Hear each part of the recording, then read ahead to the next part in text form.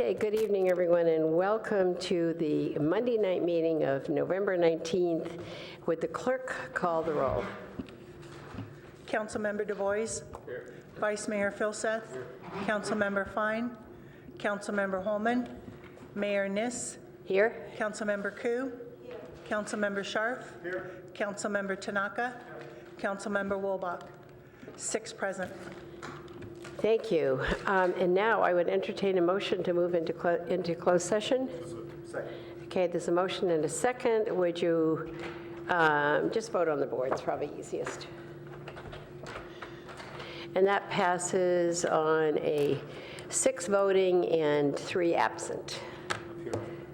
Council will now go into closed session, conference with labor negotiations, SEIU Service Employees International Union, and then anticipated litigation.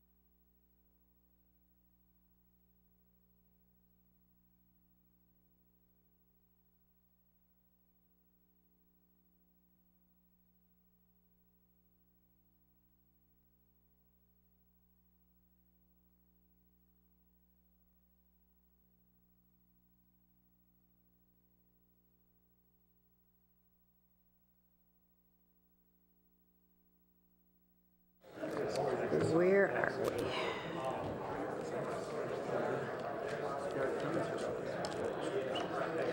So greetings to everyone who's here tonight, and thank you for your patience. We have been in a closed session. We have nothing to report out, but apologies for it running a bit longer than we anticipated.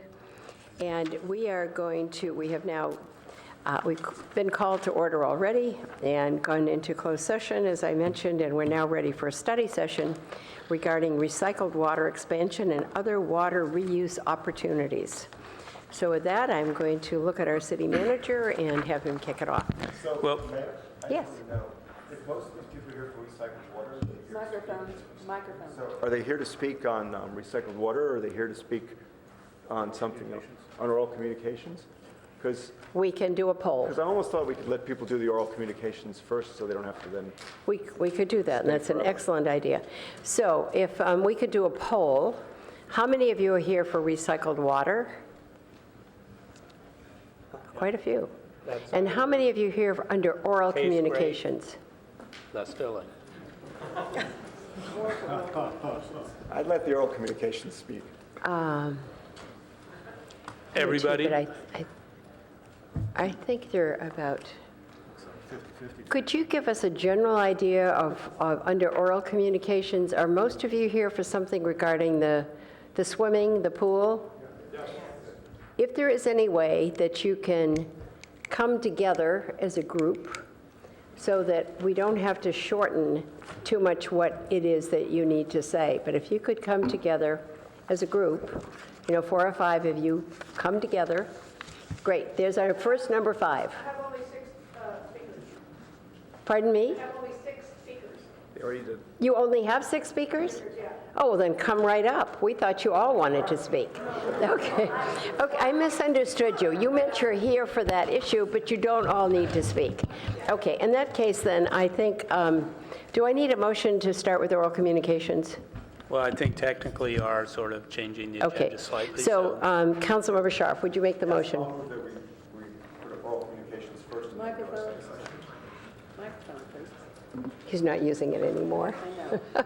Is there a second? Second. Okay, there's a motion and a second. Would you vote on the board as to whether we'll start with oral communications?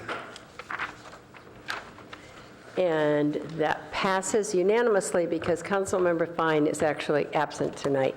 So if I could invite whomever the 6 of you are to come on up. Mayor And- Niss. Mayor Niss.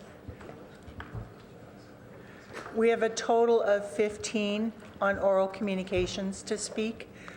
Most of them are for the pool, but I don't know that all of them are included in that 6. Okay. We do have 3 from Stanford that are here to speak also.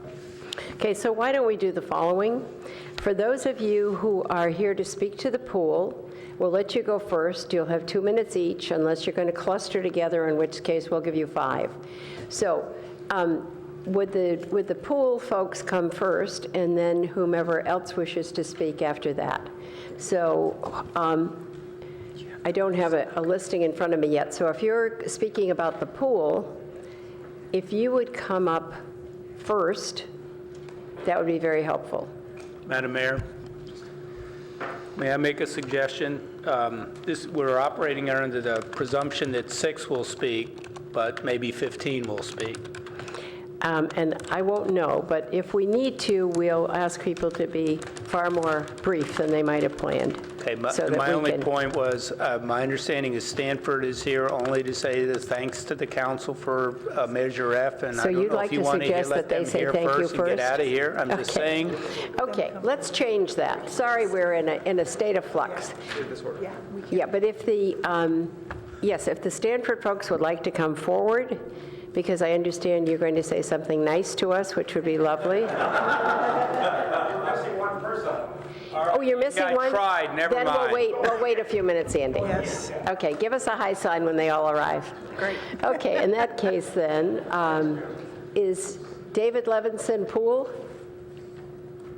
Okay, and then Rita, and then Linda Fletcher. My name is David Levinson. I swam competitively in college, but I was not very good. I believed, however, that I had much untapped potential if only someone could bring it out. When I moved to Palo Alto in 1977 and joined the Rinconada Masters program, It's just because of him. coaches Carol McPherson and Cindy Baxter gave me the good coaching I never had in college. They fixed the problems I had with my stroke mechanics, improved my conditioning, and turned me into an 8-time national champion over the years.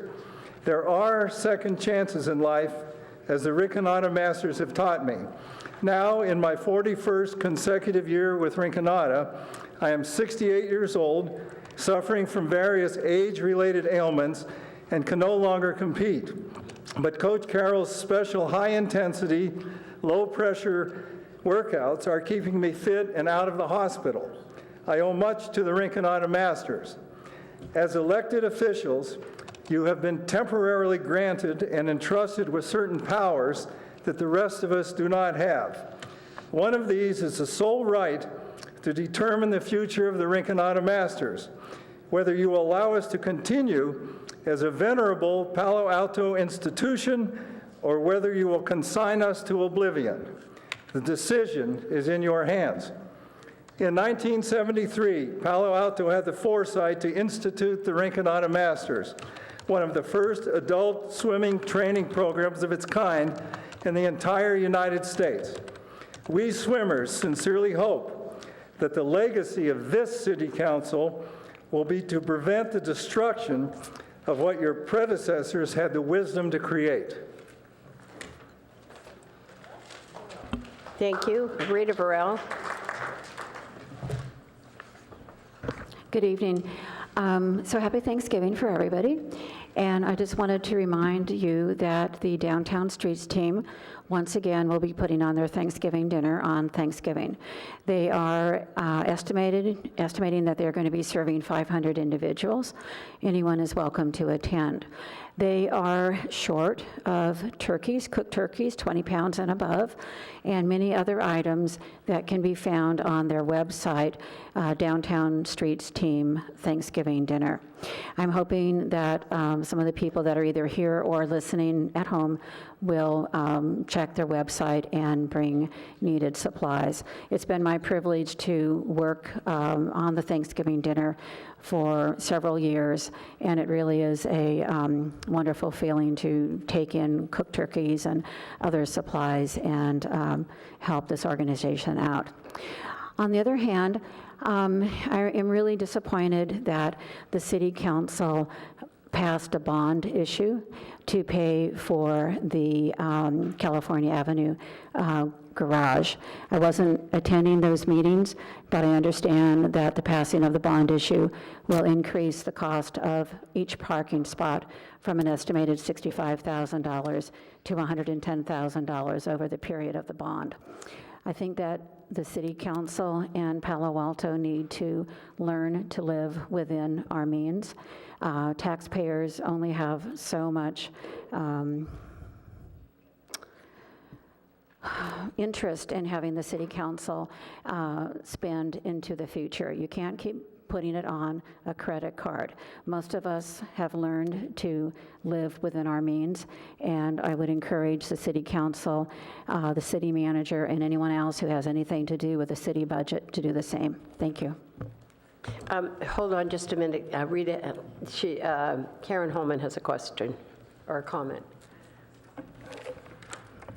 Just quickly, when did this Downtown Streets team need the turkeys? And you said cooked. Oh, thank And where you. would one take them? Just so people have that information. Right, thank you. So they need everything on the list by Wednesday. From 9 to 10 is the drop-off, and it's over the church on the corner of Waverly and Hamilton, right next to the food closet. And if 9 to 10 on Wednesday doesn't fit your schedule, you can take it into the food closet, not a cooked turkey, but other things like butter and rolls and cranberries, whatever else is on the list that is needed. Does that answer your question? Great, thank you for answering. Okay, Linda Fletcher, followed by Wendy Perry and Bruce Anderson. Hi, good evening. And I've lived in Palo Alto and I've swam at Rinconada my entire life. And I've been attending meetings and focus groups now for the year, and our concerns have been the same.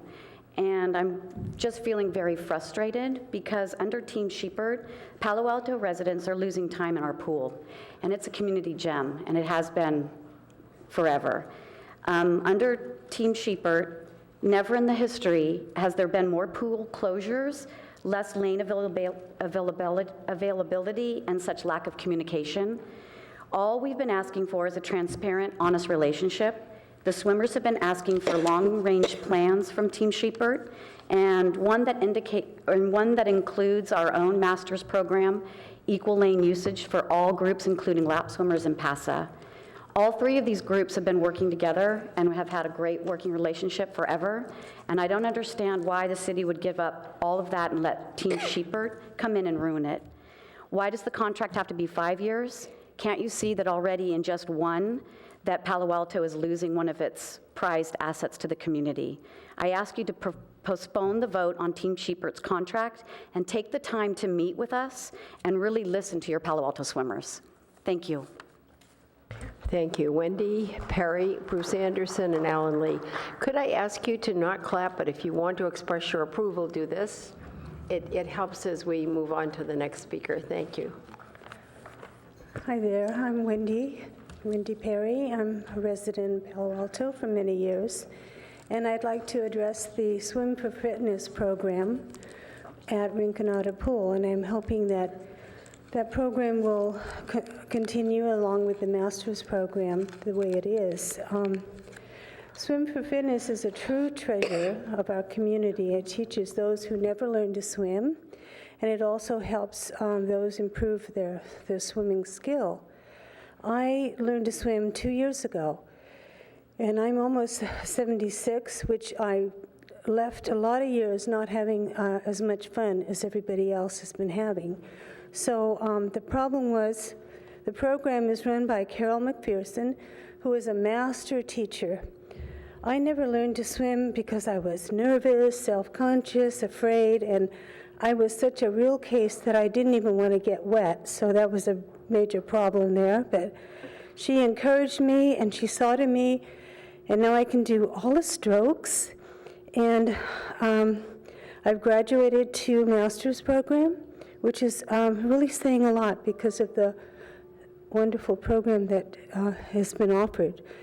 And I am a butterfly swimming grandma who swims in the deep end. It's something I could never do 2 years ago. So, and it has helped me so much with being strong and being a senior citizen. And my health, I think I'm way improved, and I give it all to swimming. So I thoroughly recommend it.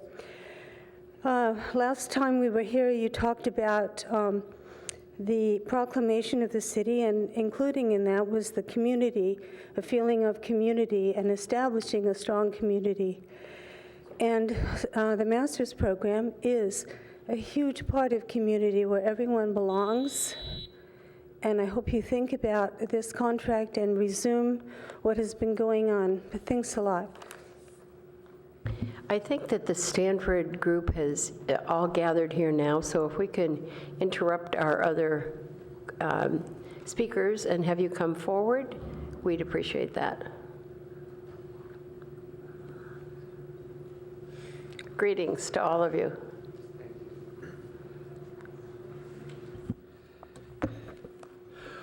Well, first of all, thank you for letting me take a few moments. My name is David Entwistle. I'm the president and CEO of Stanford Healthcare. And I'm here tonight to, quite frankly, say thank you to Mayor Liz Nez, to the Palo Alto City Council, and to the Palo Alto City folks that voted on Measure F so overwhelmingly. I appreciate the City Council's 9-0 vote to oppose Measure F on September 10th, its June vote to clarify the ballot initiative so voters could make an informed decision, and the city's opinion on Measure F that it would harm the city. I also appreciate the mayor's very prominent willingness to be involved in some of the media, advertising, and even being there to kick off a couple of our walks. It was very inspirational to have you there. I want to thank the members of the City Council who provided additional support by individually joining the coalition. We had nearly 500 community leaders, healthcare professionals, and organizations who publicly opposed Measure F. We had more than 250 employees who volunteered to spend time in their evenings and weekends going literally door to door. And we appreciated all the support, whether that was in local newspapers or on the city council meetings to demonstrate support.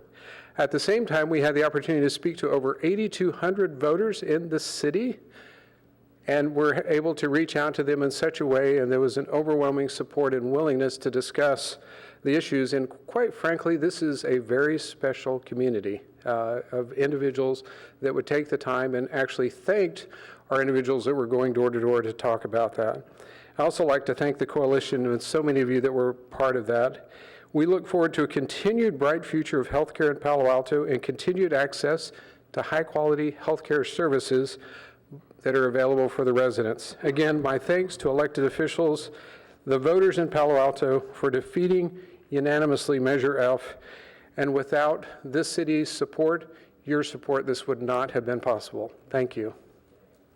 Thanks for coming. This is Dr. Velardo. Hi, my name is Liz Velardo. I'm the president and CEO of Palo Alto Medical Foundation, Bay Area Medical Foundation, and I'm here to add my both appreciation for all that you do.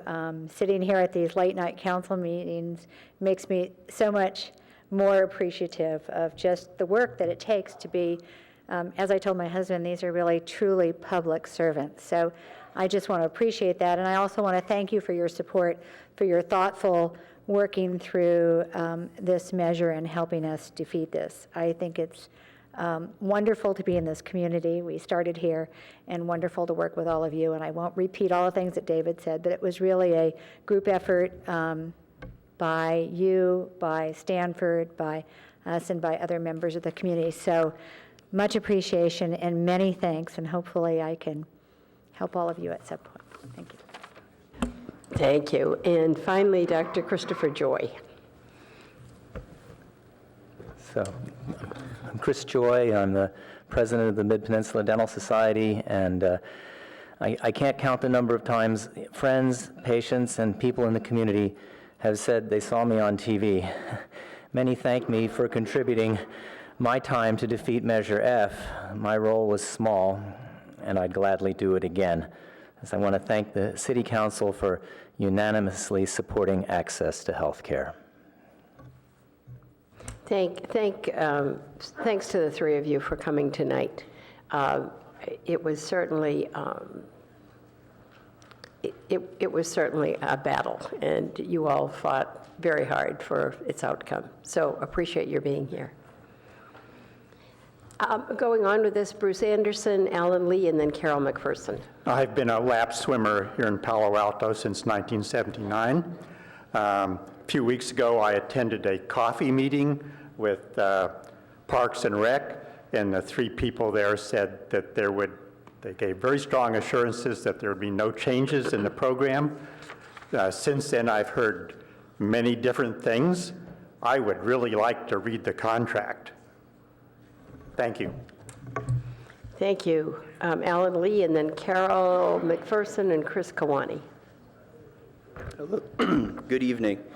I'm a Palo Alto resident and a Rinconada master swimmer, and I have a few comments regarding the Rinconada pool management contract extension with Team Sheeper. I realize it's not an item on today's agenda, but without your help, I feel the program's going to be eliminated unintentionally on January 1st, and you'll have destroyed a wonderful program. The coaches, Carol McPherson and Terry Baxter, have created a wonderful program. Terry Baxter is our Olympian, and not many programs can say that they have an Olympic coach. It's really a rare thing, and it's also something that makes this program special. You know, these coaches dedicate a lot of time. They get up in the cold, like at 5 a.m. You know, it's pretty dark, it's pretty cold, and they stay late into the night. And I don't think they're getting rich doing it. It's really a service that they provide to the community. When I first came here, I reached out to Stanford, and I didn't really hear back, but they welcomed me here. So I really feel like this is a very inclusive team. And I don't think it's really fair that we were notified in October that the program would be ending at the end of the year. That's not timely notice to me. There's really no way to contest this other than showing up here. So it's really not the way I think people should be treated, especially people that dedicate this much time. I respectfully ask that the present Sheeper contract be extended, despite all this, for another year so that we can investigate all these issues and figure out something permanent to do. Thanks. Thank you. Carol McPherson, Chris Kawani, and Oleg Milman.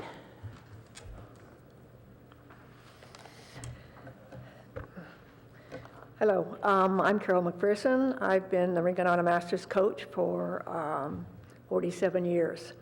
I learned to swim at Rinconada Pool when I was 7 years old.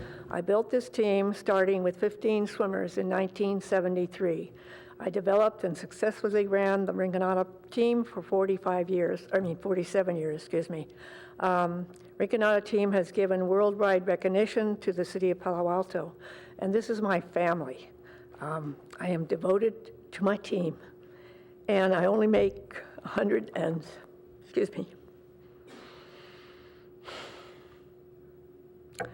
I only make $149 a month. After almost 50 years of running this team, Team Shipper wants to take away my team and kick me out. I think this is age discrimination, and the city is allowing this to happen. This will take away my livelihood, and I think it's very unfair. I'm very disappointed in the way this is being handled and the way I've been treated for almost 50 years. 50 years of dedication to the Rinconada Masters and the city of Palo Alto. Thank you.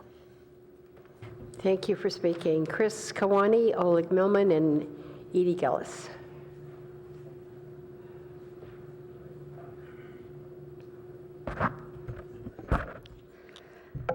My name is Chris Kanazawa, and I grew up in Palo Alto and have been swimming with Rinconada Masters since 1991. I would like to briefly address the fact that Team Sheeper has declined to renew the Rinconada Masters subcontract. Rinconada Masters has worked hard to comply with its existing subcontract with Team Sheeper. We trained a number of our people in lifeguarding and CPR to help comply with the contract safety requirements. We and Team Sheeper had a good faith dispute over whose responsibility it was to cover lanes at night. We worked over many months in meetings with Team Sheeper to resolve the issue. Rinconada Masters was never asked to give feedback to Team Sheeper on its experience under the Sheeper contract, either in the 2017 or 2018 user survey. Team Sheeper did not have quarterly check-in meetings with Rinconada as they were stipulated to have in the subcontract. Rinconada Masters was not informed that its subcontract with Team Sheeper would not be renewed until October 2018. We brought these concerns to the city manager's office, and the city manager's response was that the new leadership of Rinconada Masters is warranted without justifying the position, other than to say that there were safety violations and that our team did promptly endeavor to address those. Rinconada Masters has a proposal to address lifeguard coverage and higher lane fees, and these were the only two issues that Team Sheeper brought to our attention at the last meeting. Unfortunately, Team Sheeper does not want to consider our proposal to address these 2 points. Also, as a decades-long taxpayer, a Palo Alto resident, I am dismayed that my taxpayer money is being used to heat and maintain the pool and locker rooms while the facility is being handed over on a silver platter to Team Sheeper. And he can choose to run his own private programs over the pre-existing ones because he can therefore make more of a profit that way. It is my understanding that he only pays the city 1% of what he makes, so obviously it is a much greater benefit for him to insert his own master's program versus renting lanes to ours. It seems like a conflict of interest to me. Thank you for your time. Thank you. Oleg Milman, Edie Gillis, and Ann Protter. Hello, I've been a Rinconada Master swimmer for about 12 years, and I would like to say how grateful I am to the team, to Rinconada team, and to Carol that helped me to become a competitive swimmer, who made me from a person not being able to swim 25 yards butterfly, a person going with 8 team members in 2008 to Australia, Perth, to World Masters Championships, together with thousands of people around the world, and also participating in other regional and national competitions. So I have to say I was stoked to be able to swim together next to Olympic swimmers, world record holders, regardless of their age, and just simple people, like lap swimmers, people just interested in their fitness. You should really see our picnics, team picnics and get-togethers at cozy Carol's house. You know, dozens of people come here and for Carol's birthday party, and it's just amazing. It's just a real swimming family. And Carol, she became like a second mom to me. What I wanted to quickly address is a wrong impression that our team is kind of like a close team, cliquey team that I overheard. I personally run a website of our team. It's www.rincanadamasters.com for 10 years, and we have a way to submit questions from any people, and I personally see emails from people asking how to become a member, and we always welcome them. We always say you have to register at usms.org and just come to any workout. We have a very flexible workout and very friendly team. So that's pretty much it. Thank you. Thank you. Edie Gillis, Ann Protter, Timothy Groves, and we're ending with Terry Baxter-Smith. I have two things to mention this evening. The first is a message from a board member who could not be present, so I'll speak on his behalf about the absurd finances of this situation. Prior to the current Team Sheeper contract, our Masters team subcontracted directly with the city. The city received a 3% revenue share of our income, which amounted to $15,000 to $20,000 annually. In 2018, under the existing agreement, the Masters will pay Team Sheeper almost $50,000 for our pool usage. It appears that the city will receive a mere $500 of this fee. This means the city is giving up 99% of the revenue that Team Sheeper receives from us, approximately $49,500. Is this a good enough deal for the city and for us as taxpayers? The second topic is an observation of my own about what's going on in the situation.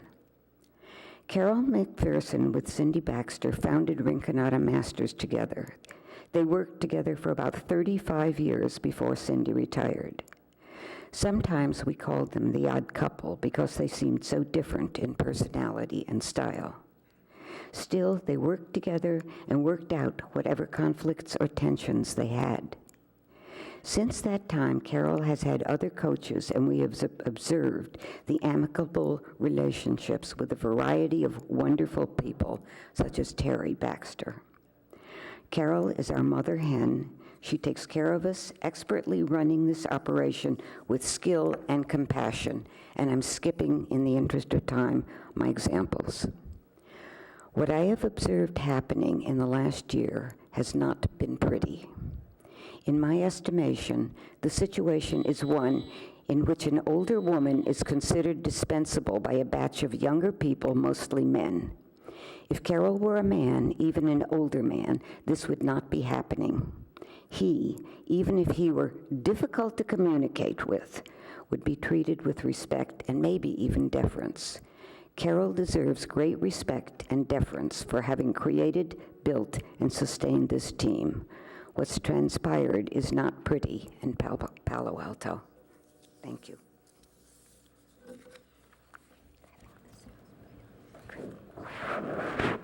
Okay, Ann Protter, Timothy Groves, and Terry Baxter-Smith. Hi, my name is Ann Protter. I'm a longtime resident since 1963. Been using Rinconada for many years, and I've always appreciated the Rinconada Masters team. It's pretty clear to me tonight that you have a lot of support from the community in support of the Masters. What I don't understand and what's not clear to me is why we're all here, why we're in this position with a proposal from Team Sheeper that excluded us, why this wasn't known ahead of time, why this wasn't solved months ago. It seems like there's a lack of community outreach or understanding of what the swimmers wanted. I'm pretty appalled at the financial side of this. Why are we getting such a lousy deal out of this and not even getting what we want? And I think there are some other aspects. There's a fee, some kind of $30 or $50 fee that Team Sheeper is proposing on an annual basis that doesn't seem to be, nobody seems to know what it is, but that's a pretty big impact on a lot of people who swim over the summer. I think the whole process has been not well conceived or brought out. I just want to say I'm not happy with how it's been talked about. It just doesn't seem like the swimmers are getting what they want, and we're residents. I don't know. Thanks. Thank you. Timothy Groves, and finally Terry Baxter Smith.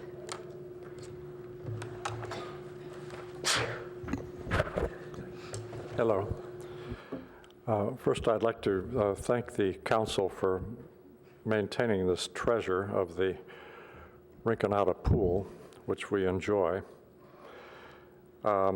With regard to the proposed contract with Team Sheeper, I'd like to make several comments. First, the request for proposals was crafted in such a way that only one potential contractor could possibly respond, namely Team Sheeper. Second, not all the stakeholders were consulted. A public forum was held, but we were not informed ahead of time, therefore could not attend. We were informed on October 16th of this year that the subcontract between Team Sheeper and Rinconada Masters would not be renewed. As of January 1st, the Rinconada Masters as an organization would no longer have access to the Rinconada Pool facility, which has been our home since 1973. Fourth, it was recommended at a Parks and Rec meeting, October 23rd, that the proposed contract with Team Sheeper be signed. However, the process was conducted almost entirely behind closed doors with little transparency. The process was highly unsatisfactory. Therefore, we respectfully recommend that the proposed contract with Team Sheeper not be ratified by this council.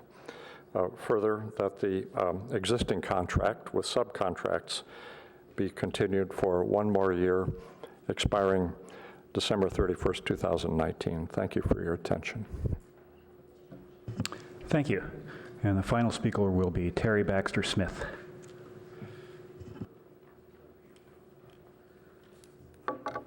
Hello, I am Terry Baxter Smith, assistant coach of Rinconada Masters, and I'm also a 1980 Olympian in swimming, and I have 25 years coaching and aquatic management experience.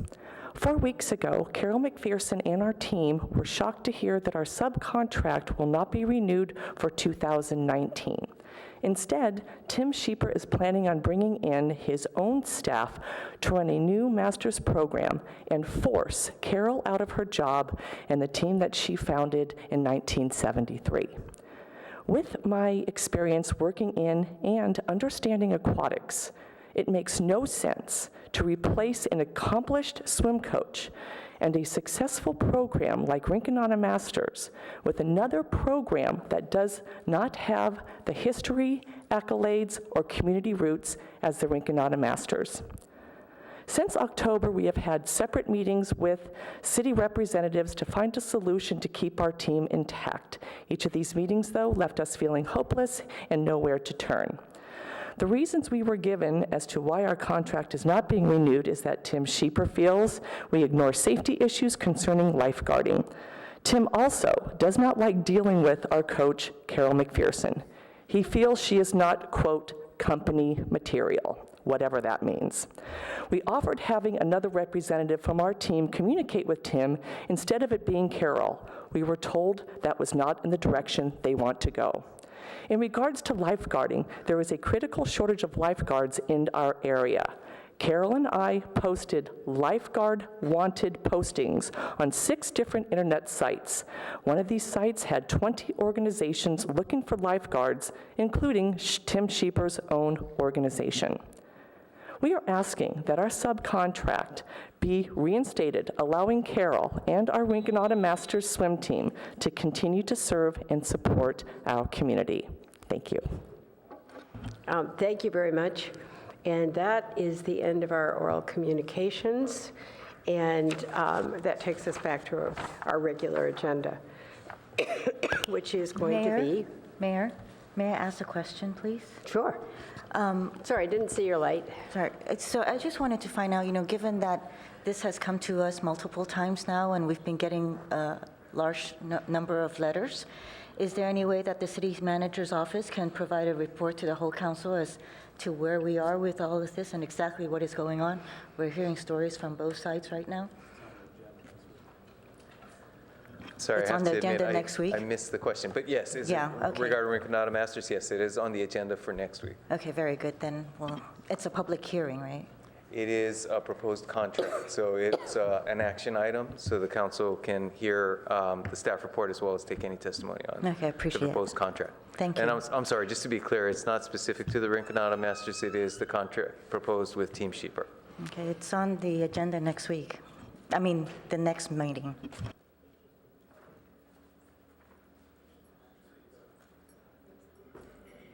Now, for our star performance of the night, we're going to discuss recycled water expansion and other water reuse opportunities.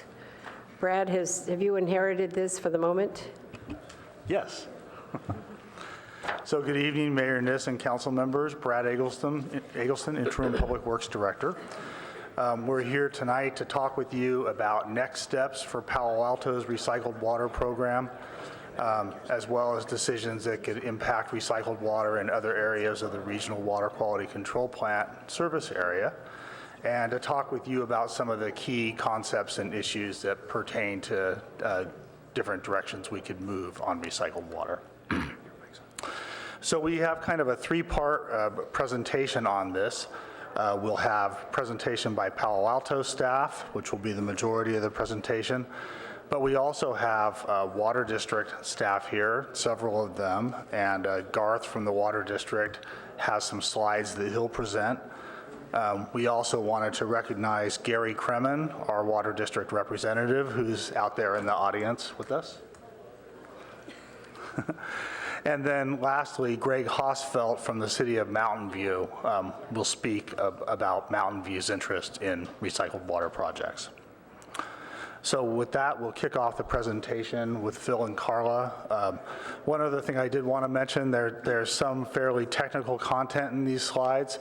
So while we would like to get through the presentations, if at any point you note something on one of the slides that you don't understand or have a brief question about, please do jump in and ask us as we go to make sure things are clear as we proceed through the presentation.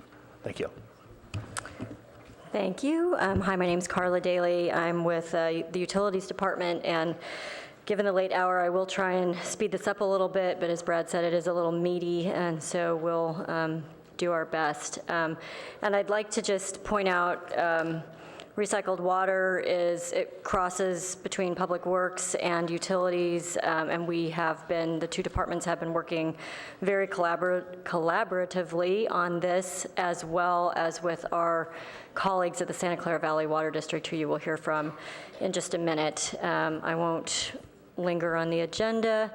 The purpose of this study session is to really provide some information to the council and gather feedback on a number of recycled water related decisions that are facing the city.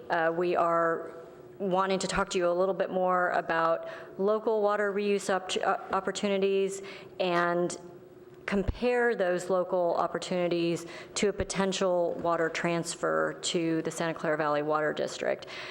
So we have a number of questions at the end of the presentation to help guide that discussion and provide staff with the feedback that we're really seeking, but that's just kind of a high-level idea of what it is we're trying to accomplish tonight.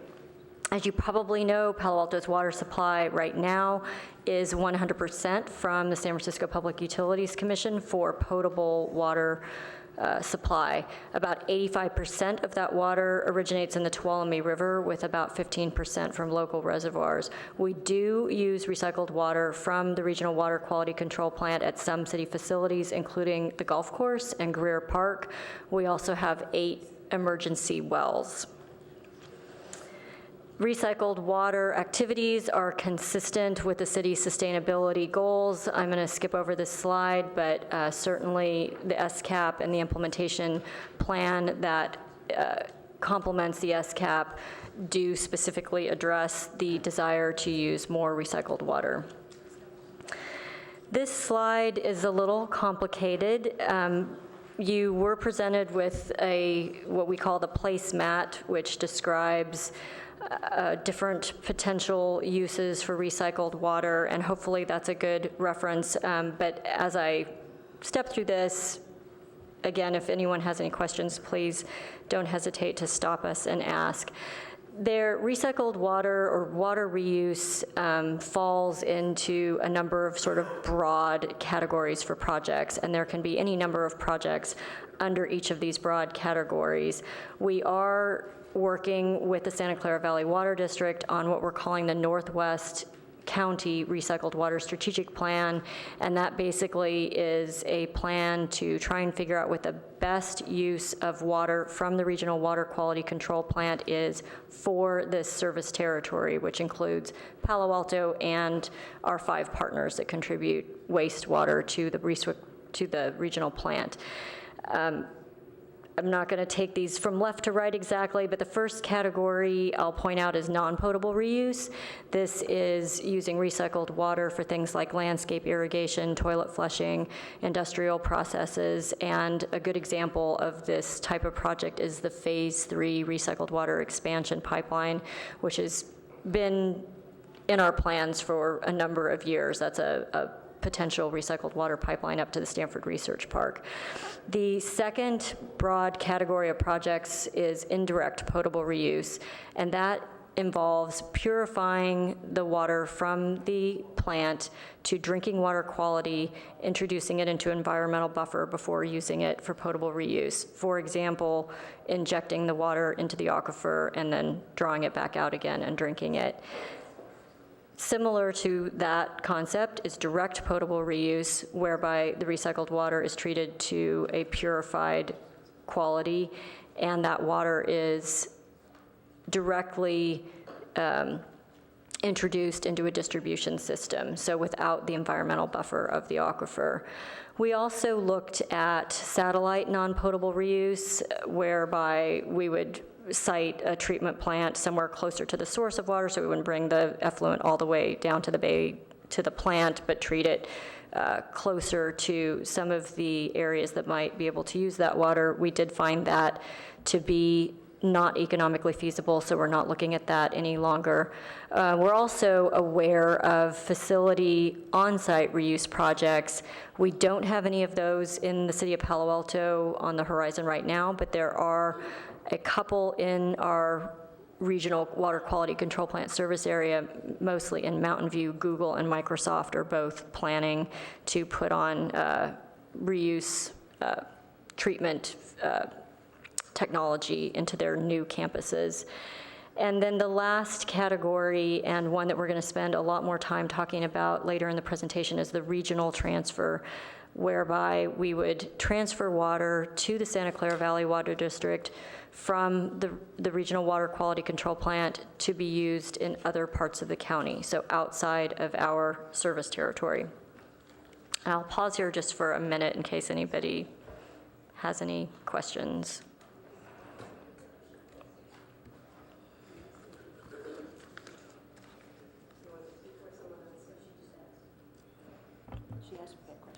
Oh, okay. Karen.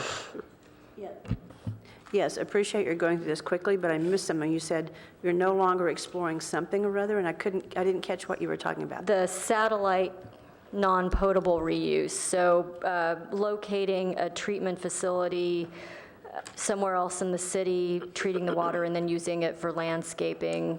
So instead of, for instance, instead of bringing the wastewater all the way down to the Baylands and then piping it back up to the Stanford Research Park, siting a treatment facility in that part of town on the west side, and then using the water for non-potable purposes on that side of town. And it didn't pencil out. Do you want a question about that, or do you want to wait till later on then? It's up to you if you would like to ask a question. So I've mentioned several times from this dais that I still don't understand why we're pursuing sending water to the Stanford Research Park when, unless something has changed, because the city will pay for that infrastructure. And my understanding, again, unless something has changed at Stanford Research Park, Stanford doesn't even want the water. So I don't know why we would go to that expense. We definitely haven't made the council hasn't made a decision on the Phase 3 pipeline. That's just one possible project that falls under that broad category of non-potable reuse. But it still seems to be on the platform, on the plate, and I just don't understand why, but. Yeah, it is still a possible project that will be, that we are evaluating against other possible uses for that water. It's still the best project out there for non-potable reuse. As long as they want to use the water. That's the point, and the cost of it. So anyway, I don't want to get into a dialogue about that, but it's just something I've brought up several times. Right. We did address the concerns of Stanford real estate in the EIR, and if we did build the pipeline, then we would serve the landscape needs in that area. Okay.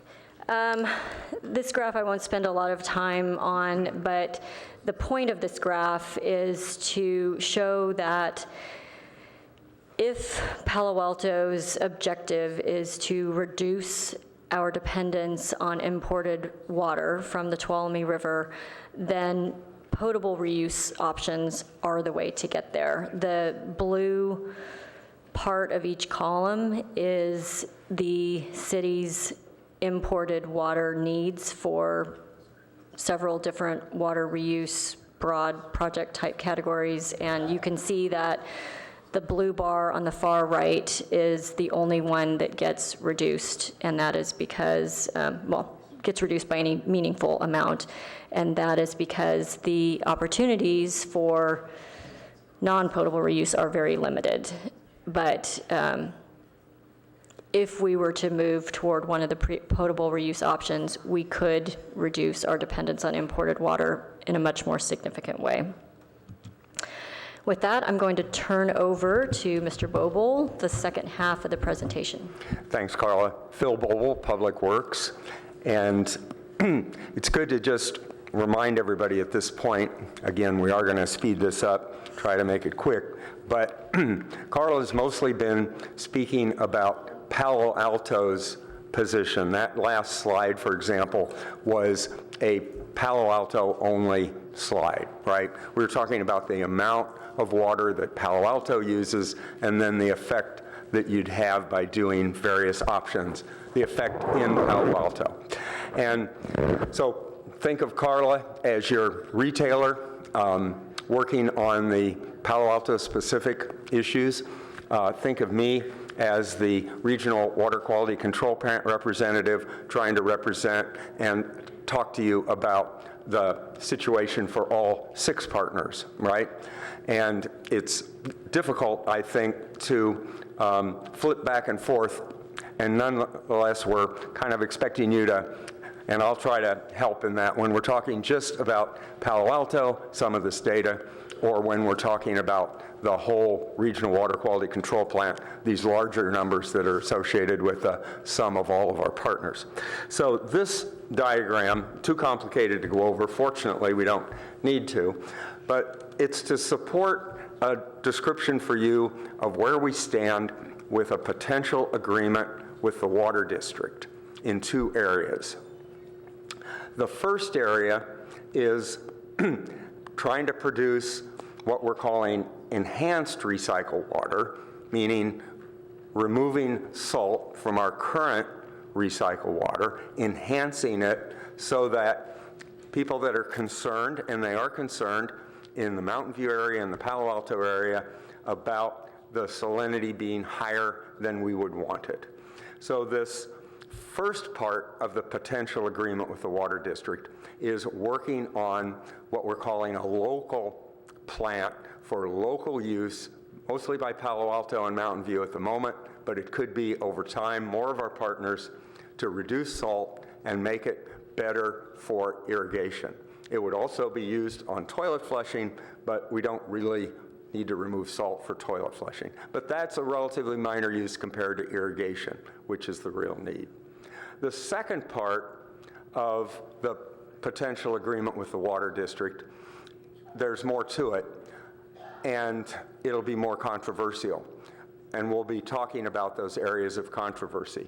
It's this regional transfer, but it's not transferring the water that would be needed for these local uses. So to boil it down, we've sort of added up all the local uses that we can envision in the next 5 to 10 years, which is about as far as we can envision, quite frankly. When you subtract off those uses, we have roughly half of the effluent, the treated wastewater from the plant, that could be sent south, could be transferred to the water district control, either with a treatment plant in Palo Alto, and this is a different treatment plant than number 1.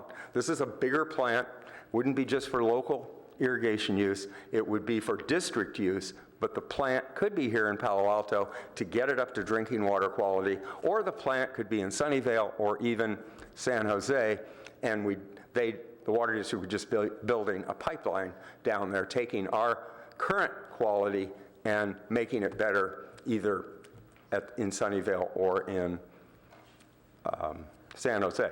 So that's kind of the big picture, but I'm now going to use this diagram to try to reinforce these concepts. So most of that stuff on the left-hand side, until you get to the red arrows, is our existing plant. And I'm not going to go through that because I know you all know it. You've all been to the plant, you've been through it carefully, and there's no need to go over that. But what I am going to say is for that number 2, regional transfer of effluent, you see that sort of starred regional transfer with that arrow going up to it in red. So that's what would happen if we transferred water south. We'd take it after our treatment train, but before discharge to the bay, and either treat it here or send it south for treatment there. But it'd be transferred. It would come under district control, and that would be contained in the agreement. So, and we'll get to this, but you can see that an advantage of that is that we don't have to discharge as much to the bay. That's going to make some people happy. Then the second part, which is actually number 1 above, is this local enhanced recycle water facility. They told me not to call it an ERWF, but we probably need a pronunciation for that acronym eventually. So that is, notice how some of our water currently goes down to the bottom line and goes across for irrigation use. We already do that, but we want to increase the quality of that by decreasing the salinity. So we'd put this ERWF down there, where you see that red stuff at the bottom, and we'd run it through probably reverse osmosis, which removes salt, and we'd create a higher quality recycled water. Enhanced recycled water is what we're calling it, for use principally in irrigation. So this is kind of your summary slide of the 2 parts of the agreement that we've been working on for some time with the Water District. And the principal reason we're here tonight, Jim was asking me earlier, well, what do we really want out of these people tonight?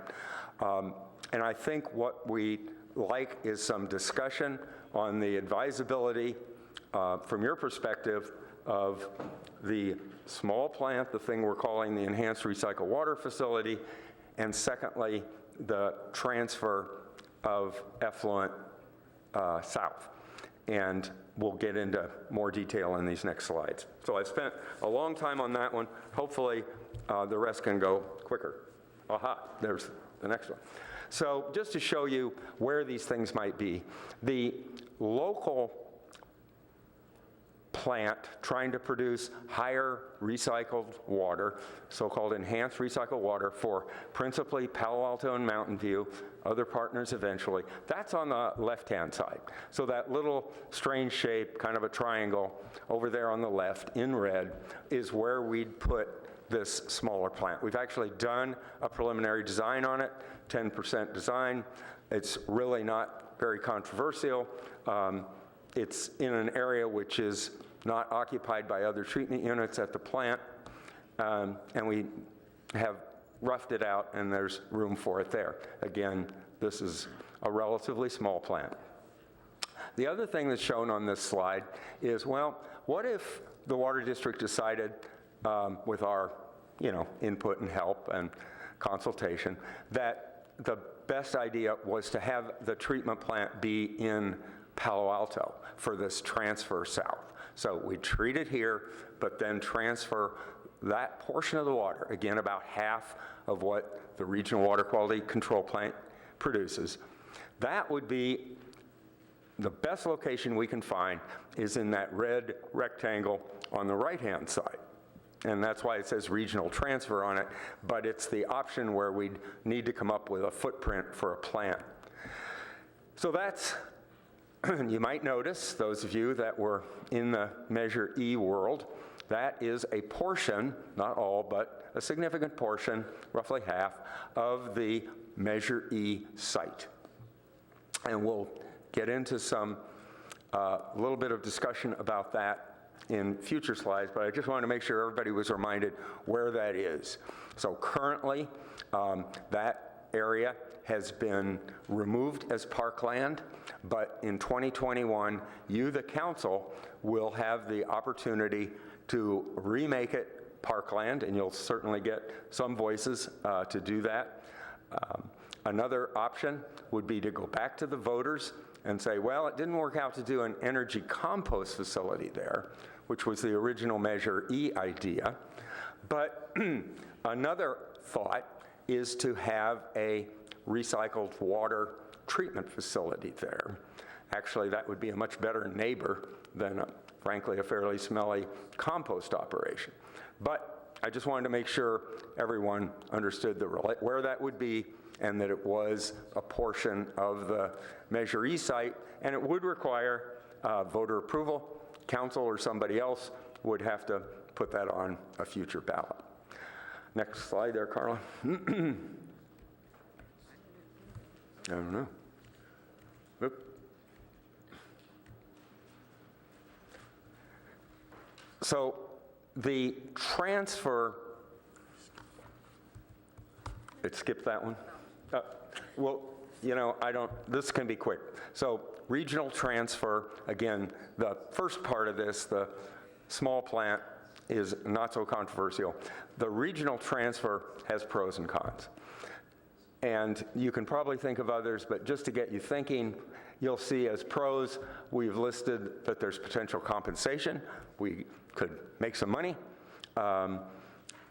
And the big one, from my perspective, is the next one. It reduces the discharge to the bay. We know the regulations are going to get more and more stringent over time for discharge to the bay. And we'll probably save ourselves some long-term grief if we can reduce that discharge to the bay. And sending water south would do that. And maybe more kind of philosophically is that last bullet, it would assist meeting countywide water supply needs. So if we put our regional hat on, as opposed to Palo Alto only, we could see ourselves participating in solutions to the water needs of our county. On the con side, and the big con is that first one. We envision that there would be a 40-year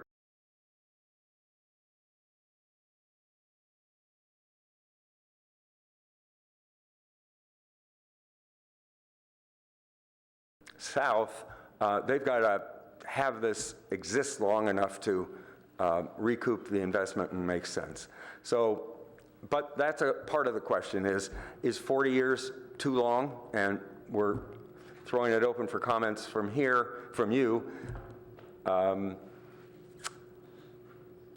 And sort of tied to that is the question of, if it's not available for Palo Alto during that 40-year period, what would have to happen to make it have an appeal to Palo Alto? And we'll get to that in the next slide. That last bullet on the con side is the district sees the need to tie these two things together in one agreement. That is, the local plant to make the salinity better for irrigation, which is what we need locally, tying that to this regional transfer idea. Frankly, our idea originally was these are kind of separate issues. The water district is, it's important to them to have it be part of one agreement. So we wanted to surface that and let some discussion occur with respect to that. Carla? Okay, so more specifically now, this potential agreement with the water district, the regional transfer part of it, which is really the critical part in terms of policy, new policy. So we kind of restate this in a different way. You can see that bullet, 40 years. Is that an acceptable time frame to have, to not have access to that water? Let's say Palo Alto determined that during that 40-year period, 20 years into that, we say, oops, we need more water for some purpose in Palo Alto. We've worked on this issue, frankly, haven't had any great brainstorms. You could say, well, water district, we need some guarantee that if you've tied up this water, that you're either going to help us or definitely find or guarantee that there's some replacement water available for us. So that's the issue we're trying to lay out here, is to what extent do we need to have some way of recouping the situation during that 40-year period. So let me say, first of all, this wouldn't happen immediately. So before the 40 years starts, we definitely have some off-ramps in this thing so that we can, let's say it takes the district 5 years or 10 years to figure out whether they really want to do this or not. So during that period, definitely off-ramps getting out of this agreement. But during and after the 40-year period, definitely off-ramps. The district has recouped its investment, off-ramps again there. But during that 40-year period, the question that we're posing here is the degree to which that's acceptable. And then the second is relates to compensation. So currently we've been discussing amounts, roughly $1 million a year in compensation for this transfer. Now you could say, well, wait a minute, $1 million a year, if you were able to do the math quickly, but I'll tell you what the end result is, that's about $100 an acre foot. And those of you that know about water might say, wow, that's not nearly enough. Look, here's some other data points. SFPUC water costs roughly $2,000 an acre. The district's own groundwater fee is $1,300 an acre foot. And those sound like values you might try to compare to the $100 per acre foot, but it's apples and oranges. Why? Because this water, our effluent, is not potable drinking water. It's not SFPUC water. To get it to that quality, you'd have to spend on the order of $100 million, probably by the time we do it, $200 million to treat it to that level.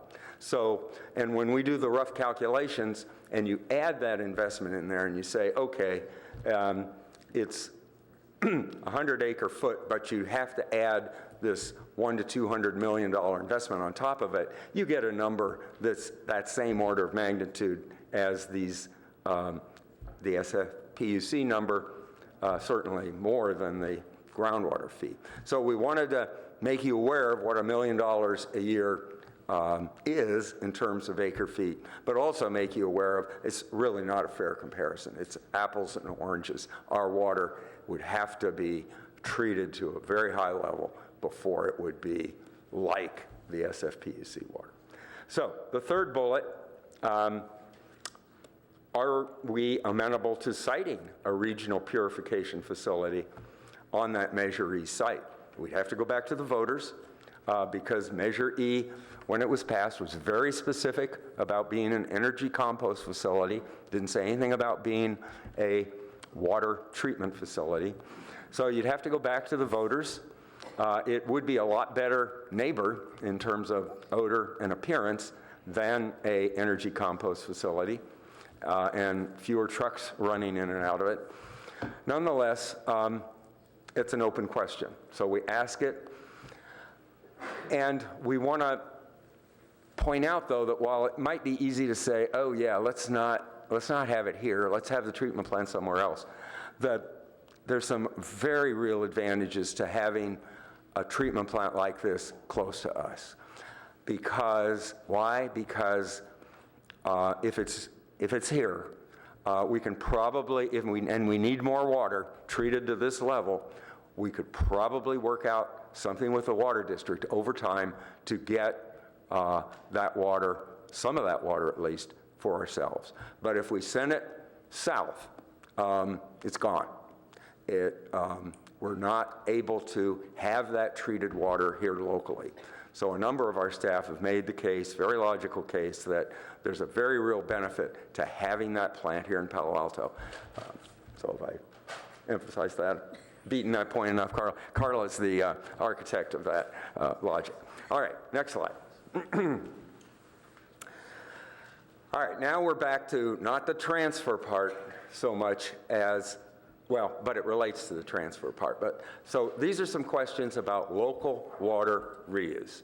Why talk about this? Well, it's because during that 40-year period, it might be difficult to get that water back. So we should talk about the degree to which we actually would want to pursue some of these things here in Palo Alto. So that first question is, would we want to pursue non-potable projects such as the Phase 3 pipeline? And Councilmember Holman was starting to ask that question. You know, should we be pursuing this? You were asking for a slightly different reason, but the question is, should we be pursuing projects like the Phase 3 distribution system of non-potable water if our future is to try to make potable water out of this? So it's a kind of a philosophical policy question, and we're trying to tee it up there. Second is kind of like that. Is the community likely to accept purified water as a direct potable? In other words, sticking it right in the pipeline, this direct reuse. Is that likely to be something that's going to be acceptable to the community?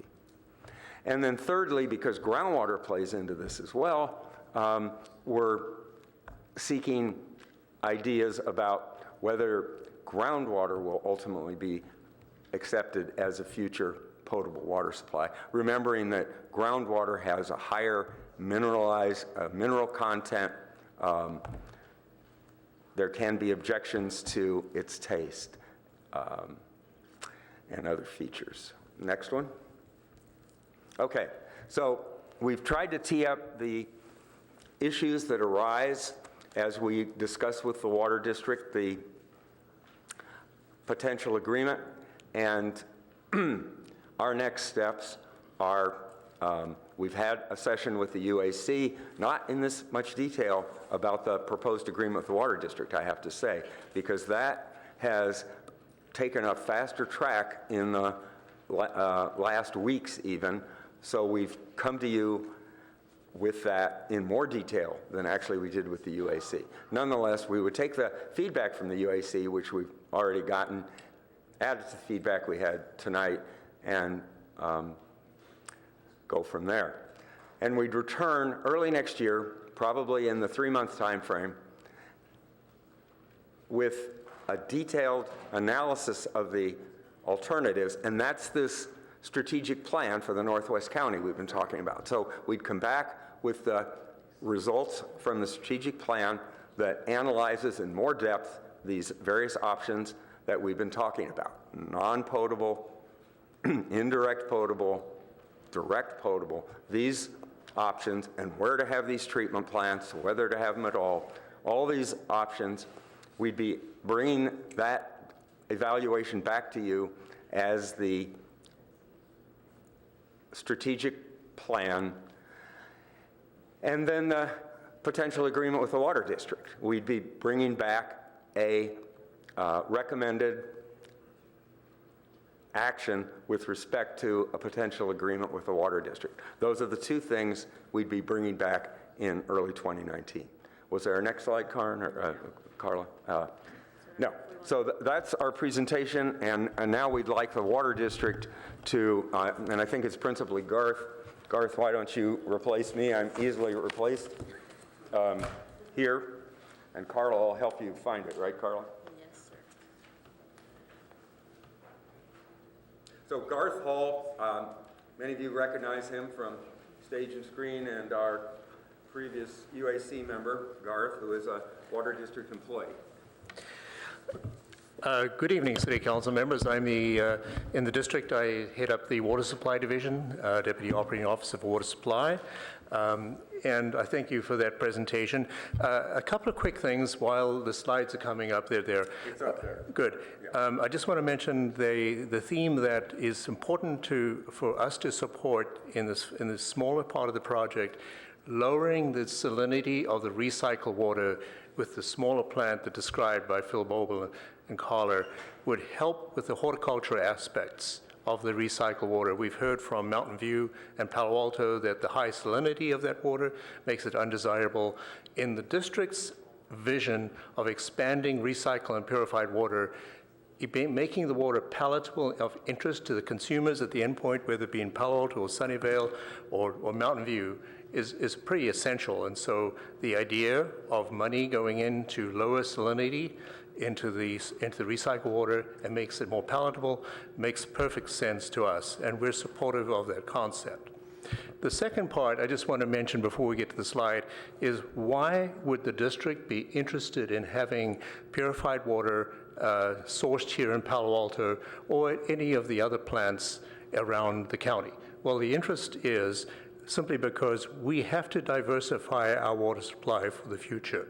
We know from our planning that we have additional needs out in 2040 and beyond that cannot readily be served by imported water, which is a very important source for us in the county. We have to look at drought-proof sustainable supplies. And we know that the city council, like our district, has sustainability as one of its missions. Recycled water for a long time has fit that mold, and so in the interest of the countywide supply, we have become very focused on using purified water because of those wonderful qualities, in addition to the fact that it can be brought to such a very high potable level. So with that, I'm just going to quickly move to the slides. I want to talk about quickly in all of the areas that we have engaged with City of Palo Alto over many decades. We have collaborated extensively, and you'll see a few examples. The hour is late, but we working with you, particularly as you recall during the drought, assisting with rebates for water conservation, for lawn conversions. There were 600 of those conversions here in Palo Alto. Toilet replacements, gray water, water ice, over 8,000 instances of those three categories we served in Palo Alto. And watershed, bayland, environmental projects and trails, about 14 of those, which I know are of great importance. So we've worked with those things in flood prevention. You know the history as well as I do with many creeks and with San Francisco Creek, upper and now efforts going the lower, being very engaged with the city and its neighbors. So we do believe that our engagement with you on recycled and purified water fits the theme of collaboration. We've demonstrated it, we've been there, and we believe we're very capable of listening and helping and finding purposes that work together. So then, in terms of the next slide, if you could move to it. All right. I just want to mention one of the areas of collaboration very recently that leads to these projects that have been described by Carla and Phil have to do with two parts. One is the fact that we've done a study that really supports the idea of the desalination or the small plant described by them. This is the one that would help with the quality of desalination. That feasibility study, supported by the district, is done and forms the basis for the recommendations that they're putting forward to you very shortly. The second part is when we have worked with the city and still are, we're very close to complete with the city in updating the 1992 Recycle Water Master Plan by the city. So it has a number of features that are listed there, and we are supportive of all of them, which include the question of what is it that could be done to better use the groundwater in this area, if there is a solution here versus looking more broadly within the county. The question was raised by city staff that perhaps we should be looking at groundwater benefits here, and so the study certainly will look at and examine that. So then to the next slide, I want to touch on a couple of aspects related to the presentation made by Phil and Carla, and that is, while we continue to negotiate with the city of Palo Alto on aspects to do with the smaller plant and the larger plant, we do see them as joined together to justify the fairly large investment that we would be making in the smaller plant relative to the benefits county-wide, and then having that compensated for by the commitment by the city to provide an option to the district to develop a larger plant using a larger volume of water. Those two, in our mind, are very much joined at the hip. The second point that Phil raised was that there is some interest in the city to not forever diversify away, in a sense, to the county as a whole, a source of water that is local. And so in the discussions we've had with staff, the district has paid a lot of attention to that. We've put some ideas on the table, but the bottom line is we do respect that interest, that in the longer term, the city may decide to diversify its own supplies and work through us, the district, to find a way to do that related to this particular water supply. We're not closed to that idea at all, and to the contrary, we have put ideas on the table to make that happen. The final point, simply before I close my remarks, is simply that we are midway, in a sense, in a productive sense, in closing out negotiations towards the combination of these two projects. Many of the features that are discussed before you today are still under fairly in-depth discussion. We will continue to work with them. We've made really good progress with this team, and also with the city of Mountain View, who has been at the table with us. And we wanted to just thank the staff of Palo Alto for working with us in that regard, and with that, I could close my remarks. Thanks, Garth. Well, speaking of Mountain View, Greg, can you work your way up here? So I'll introduce Greg Hosfeld. He's the Assistant Public Works Director for the City of Mountain View. And just so he doesn't have to remind you, I'll remind you that Mountain View is actually the largest partner to the sewage treatment plant. Why don't you sit here and then you can kick. Okay. Our largest partner, actually, larger than Palo Alto, and also much larger user of our recycled water. So we asked him to make a few remarks. Good evening, Mayor Niss, members of the council. Again, I'm Greg Hosfeld, the Assistant Public Works Director for Mountain View. We appreciate the opportunity to comment on the recycled water process and represent our interests very briefly. We operate a recycled water system in our North Bay Shore area, which is north of Highway 101. Supplies several parks, Shoreline Amphitheater, Shoreline Golf Course, and some of the businesses in that area. Currently, we use about 400,000 gallons a day of recycled water, but the largest obstacle to expanding our system and expanding the use is the water quality. And we believe implementing advanced treatment for the recycled water is our highest priority. While we worked with the staff from Palo Alto and completed a number of projects over the last several years to remove the salt, our progress in that project has been limited by other factors, so we believe advanced treatment is the best option for meeting the salinity reduction goals.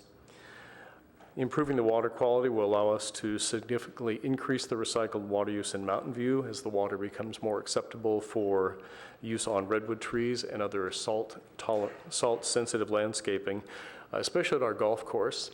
Our golf course is built on a closed landfill, which is a little soil on top of a significant layer of clay, so the salt does not leach out of the ground well. So we need to be really cognizant of water quality. Currently, we blend the recycled water with potable water at our golf course because of the impacts of the salt, and advanced treatment for the recycled water should eliminate that problem. We also think that the advanced treatment is critical to allowing us to expand the system throughout Mountain View, other areas of Mountain View, particularly North Bayshore, east of Stevens Creek also, to new developments in that area, to the NASA property, and then potentially south of Highway 101 as well. Generally, we have been participating in the process to work on the collaborative agreement, and we're very supportive of that effort. We believe seeing the water used for recycled or potable or indirect potable reuse will be a regional benefit. It supports Mountain View's sustainability goals, and we think it's a long-term step in addressing the water supply issues of the area and helping the district meet their goals of water reuse. We're looking forward to continue to work with staff from Palo Alto and the district to finalize the terms of an agreement. Thanks, Greg. So that completes our staff presentation. Back to you, Council.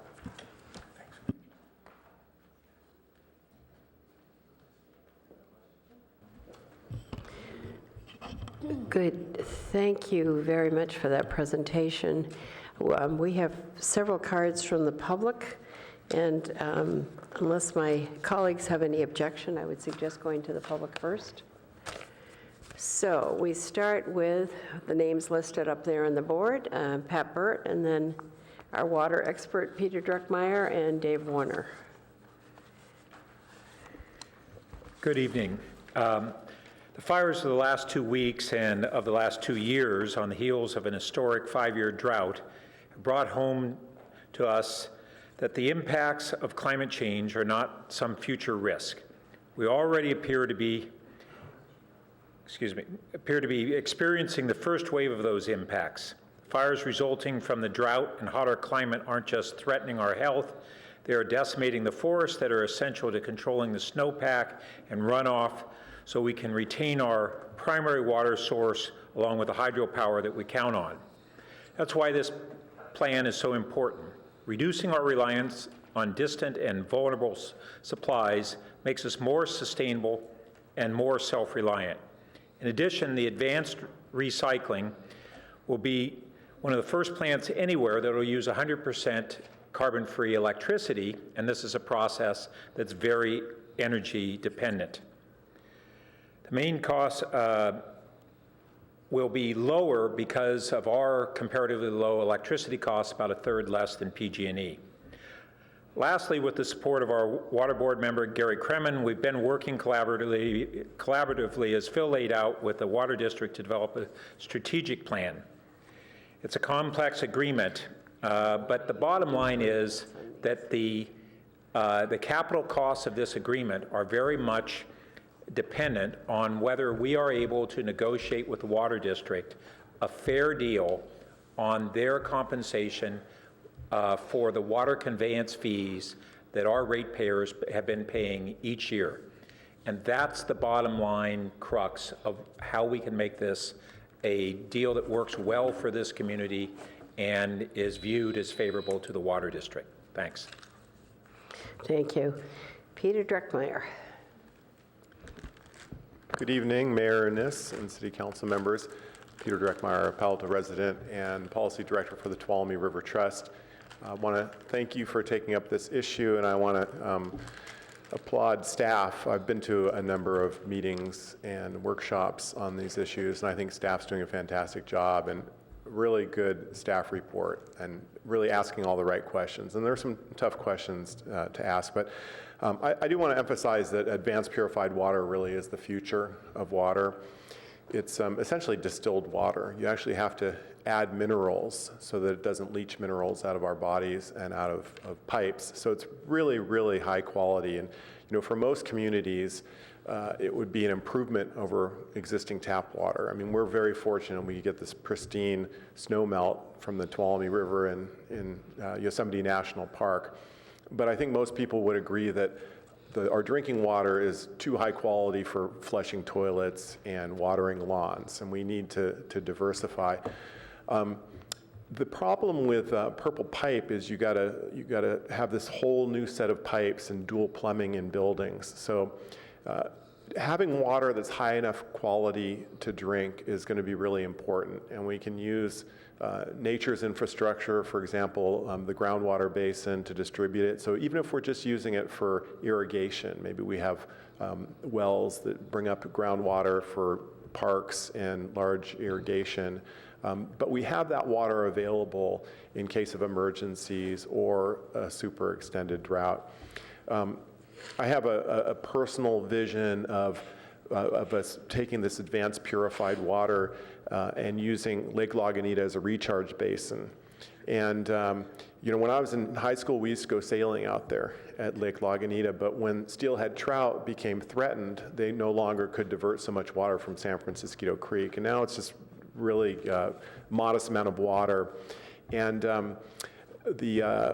the tiger salamander doesn't really have the same kind of breeding habitat, so it could be multiple benefit that we're using this water for habitat improvement. San Francisco Creek as well, as you know, it dries up in the summertime, but from Stanford West up, there's water. That's where it recharges the groundwater basin. So I think there are a lot of opportunities here. I think bottom line is we need to be prepared for direct potable reuse. In a generation or two, people are going to look back on decisions, and if we haven't at least prepared for that, it will be a mistake. That is the future.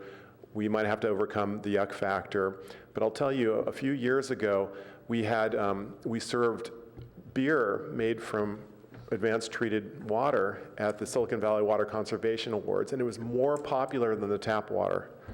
So I think we can get there. So again, congratulations to staff for a job well done, and look forward to working with you on this. Thank you. Former Mayor Druckmeyer. Dave Warner, Keith Bennett. Dave Warner. I don't know how I follow that. My name's Dave Warner. I've been a Palo Alto resident for 25 years. Thanks to you and your predecessors for having such a wonderful choices that we have this wastewater in the first place to deal with. Two areas of comments. The first is that it seems like it would be easier to address the questions raised here, like the water transfer to the district, if we had clearer overall goals regarding our water supply and a strategy to achieve the goals.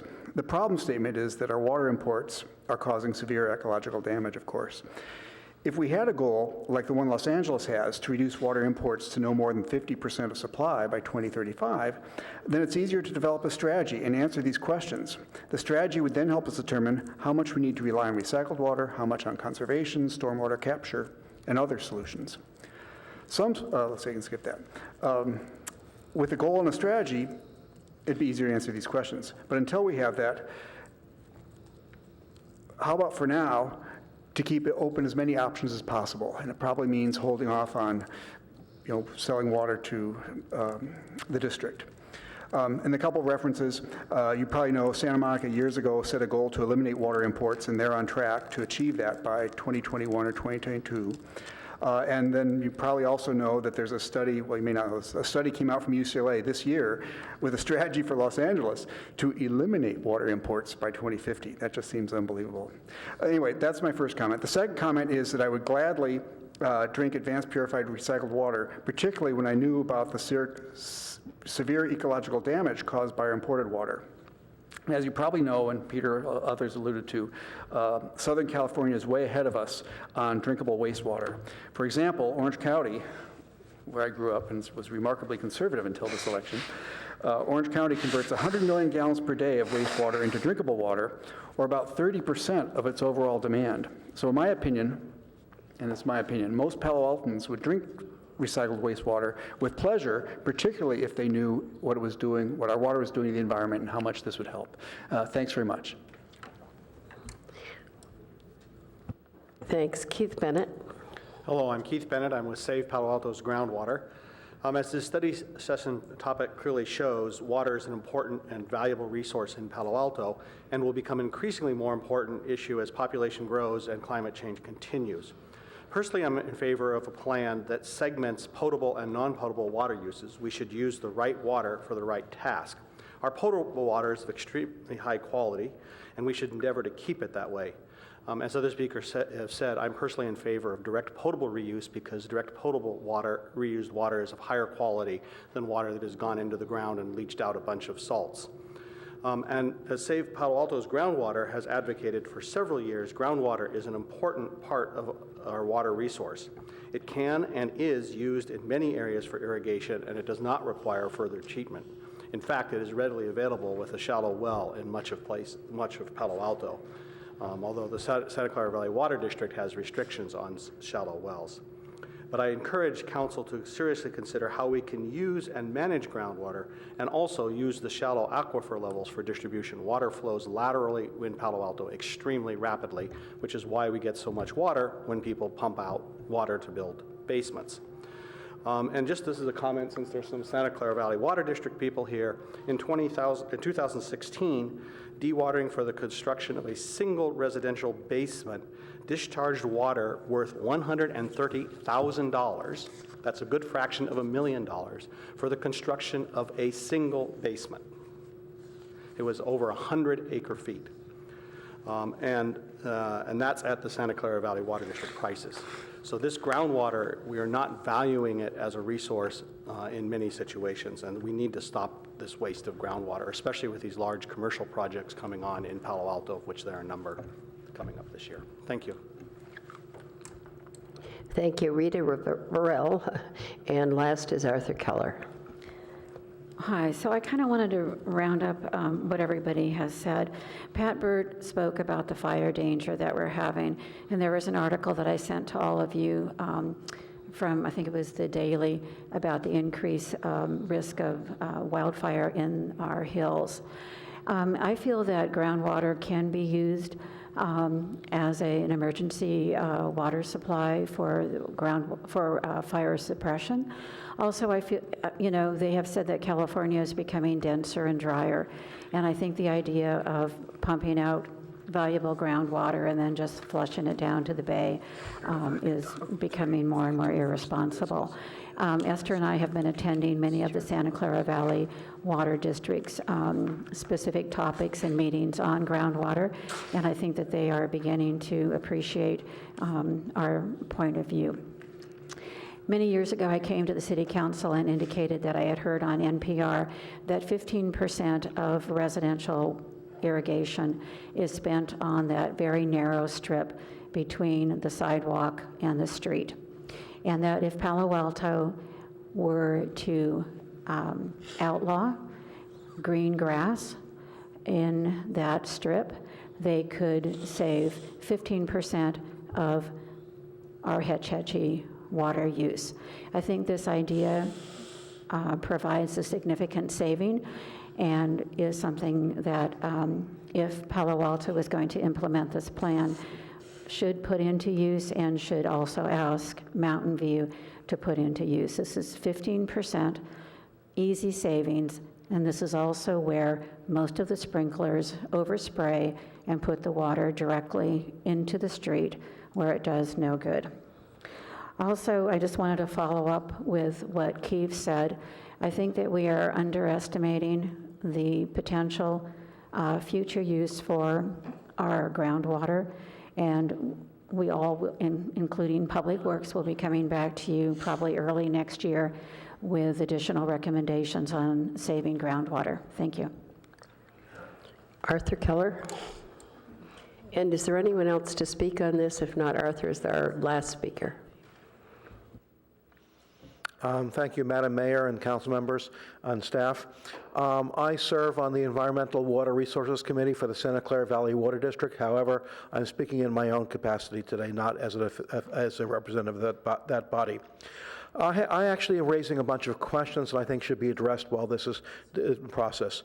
If we build a advanced regional water processing system, a regional purification facility in Palo Alto, can we use that water for irrigation instead of building our own, whatever you call it, a small facility just for water reuse now, and instead, will that water be acceptable to Stanford Research Park instead of the thing that we're trying to do? Secondly, can we use this water as an emergency water supply, perhaps through indirect reuse? Would reduction of effluent from the San Francisco Bay because of this diversion be an appropriate mitigation for the levees for tidal flood protection? Can we integrate that in the same thing?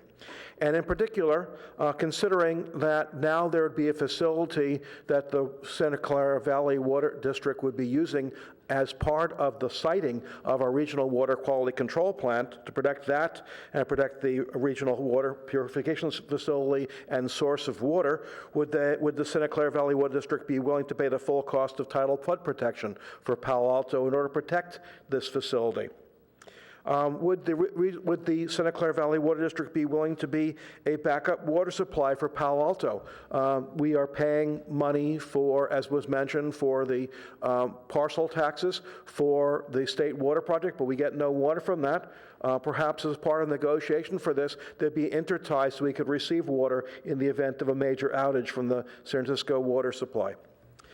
In order to be able to do groundwater recharge, you have to actually have the water be upstream, and that means a pipeline to, for example, the Lake Lagunita. You can't just you can't recharge it by the bay because water would just flow into the bay, wouldn't help. So you still have to build a pipeline further up. And finally, I want to point out that according to the map on slide 9, if you can go to slide 9, please, then what happens, that map on slide 9, there's little legends over there, but it looks like there are 5 sites for an advanced water purification system. 2 of those are on Measure E land, and 3 of those are within the footprint of the current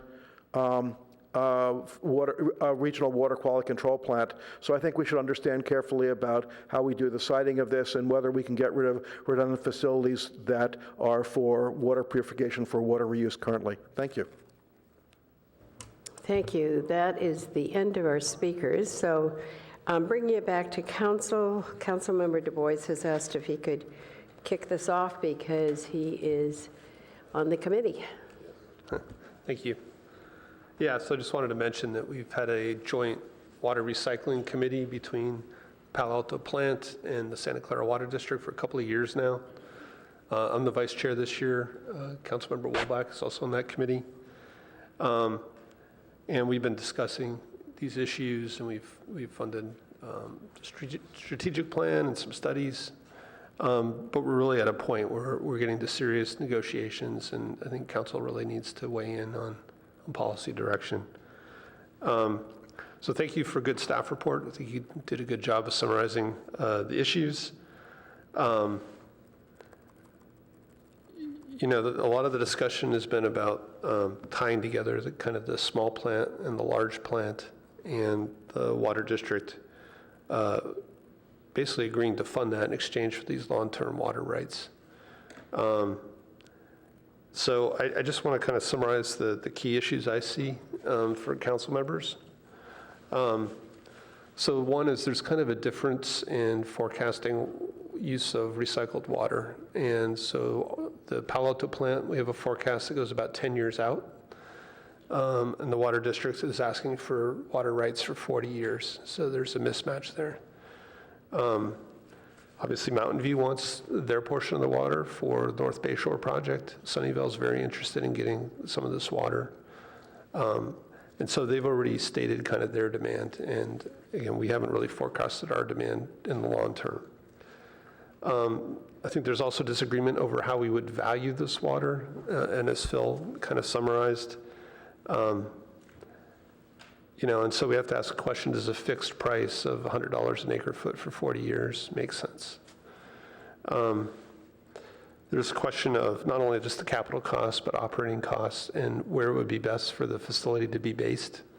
And again, I think having the plant based in Palo Alto, the larger plant, would benefit the city, you know, in future years. And we really need to think about whether we want to just transfer a large amount of water for 40 years south, or we want to find room for this plant.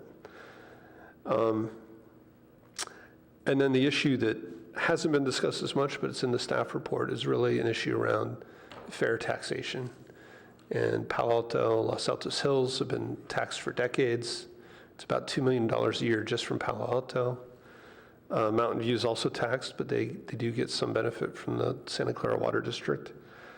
And so I think there's a big question of fairness to our ratepayers. And part of the negotiations, I think, need to really consider the value of those contributions over the years.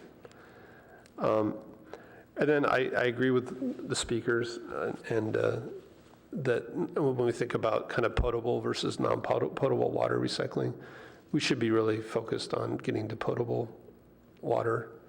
It's going to be the best for the city in the long term. I think we need to diversify our water supply as well. So we heard from Santa Clara Water District that they've done a study. They know they need to diversify over the long term. I think we do too. So I believe that as council, we should really look at coming together and analyzing kind of how we could get the large potable water treatment plant in Palo Alto. It would help us decrease our use of Hetch Hetchy water over the 40 years. And we need to go negotiate hard to get value for the money that our taxpayers have paid. And I would like to see us end up with some kind of shared ownership of the plant.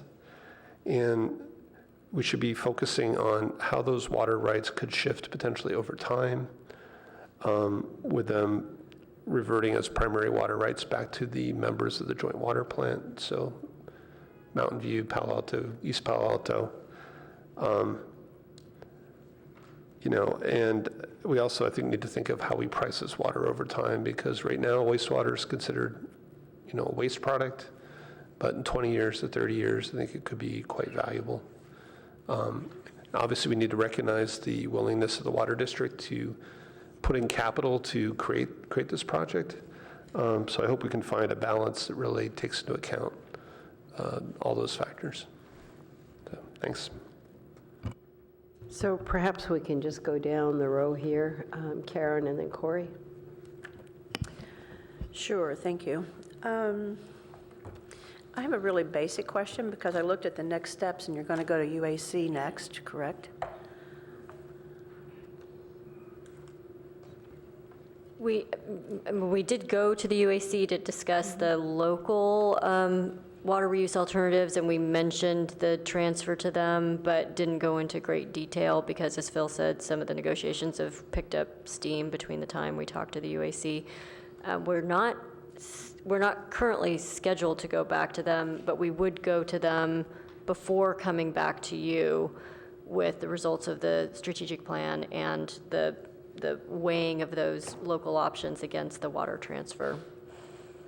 So the reason I ask is, I don't mean to be a nudge about this, but I didn't understand why this was a study session, because aren't you wanting direction tonight about what the council's views are about the proposals, various options?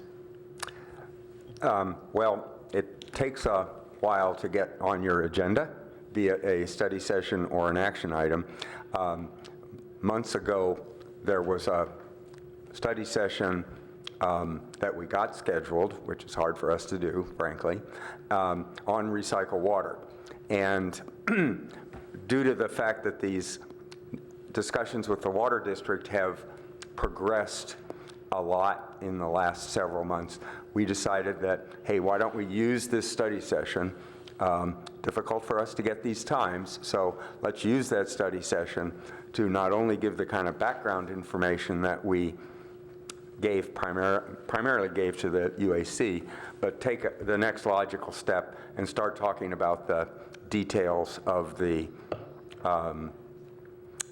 potential agreement. We didn't think it was right to put this in front of you without allowing discussion first. So to have gone to a recommendation ahead of presenting the issues, letting you talk about it, letting you think about it, and coming back, it just seemed more natural to have you discuss it first because these are some issues that, to my knowledge, you haven't faced before. They're new, they have long-term ramifications, and we didn't think it was fair to have a recommendation for you without a study session in front of it. Thank you for that, and that's you know, I'm not taking issue with the fact that it is any more than I do with other study sessions where there's staff's trying to collect some kind of direction that the council's going. I think it's difficult from a study session. A data point, just on the staff report on page 5, packet page 5, it says, and I just don't remember this, says Palo Alto is qualified 16.57 million gallons per day. This is from the SFPUC. Does that include or not include the transfer that we did to East Palo Alto? That includes the transfer, so it subtracts the transfer off. That's our new individual supply guarantee. So it was 17? Yes. Okay, all right, good. Thank you for clarifying that. I did read this, and I did not find anywhere in it, and it's possible I overlooked it, but I didn't see any reference to what's presented tonight, and that is the potential use or possible use of Measure E locations.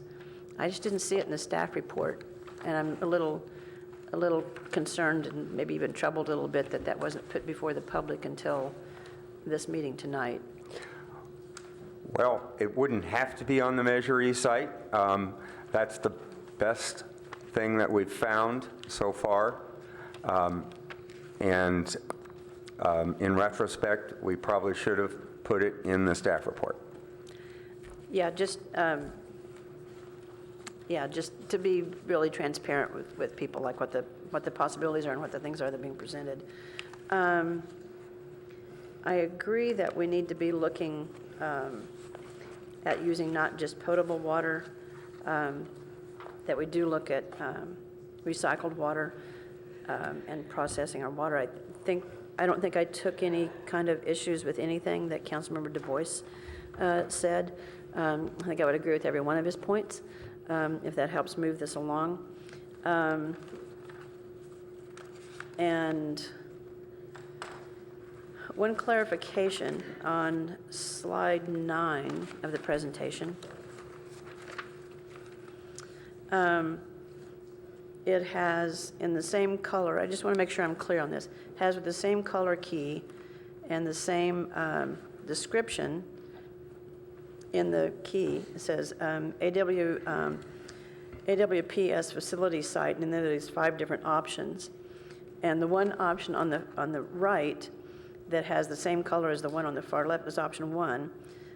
Option 4 and option 1 have the same color, but then the option 4 is also stating that that's the regional transfer. So I just want to make sure that I understand they would perform the same function, except it would also serve as the transfer site. Is that, do I understand that right? Am I interpreting that correctly? I'm not sure I followed you completely, but this, I'm sorry we made this so confusing. We shouldn't have shown these options for what we call the small plant, because it's confusing as to whether that's talking about the regional transfer site or the small site. So the bottom line is the only areas that look big enough for the regional transfer site, let's call it, are the 2 on the right-hand side. The rest of them are all talking about the local, the IRWF.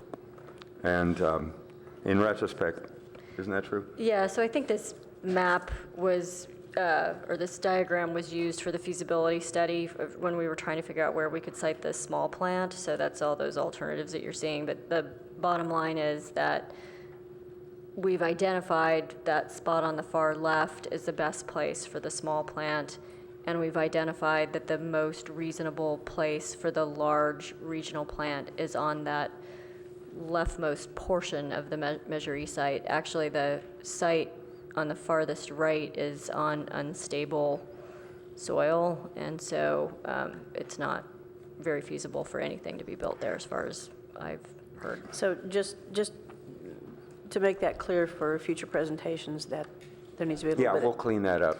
Okay, appreciate that. Hang on just a second. I may be close to done here, I think.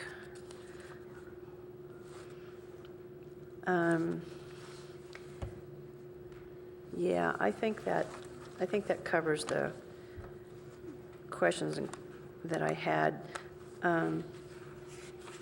As far as comments, let me go down the line. I wasn't quite prepared to speak yet.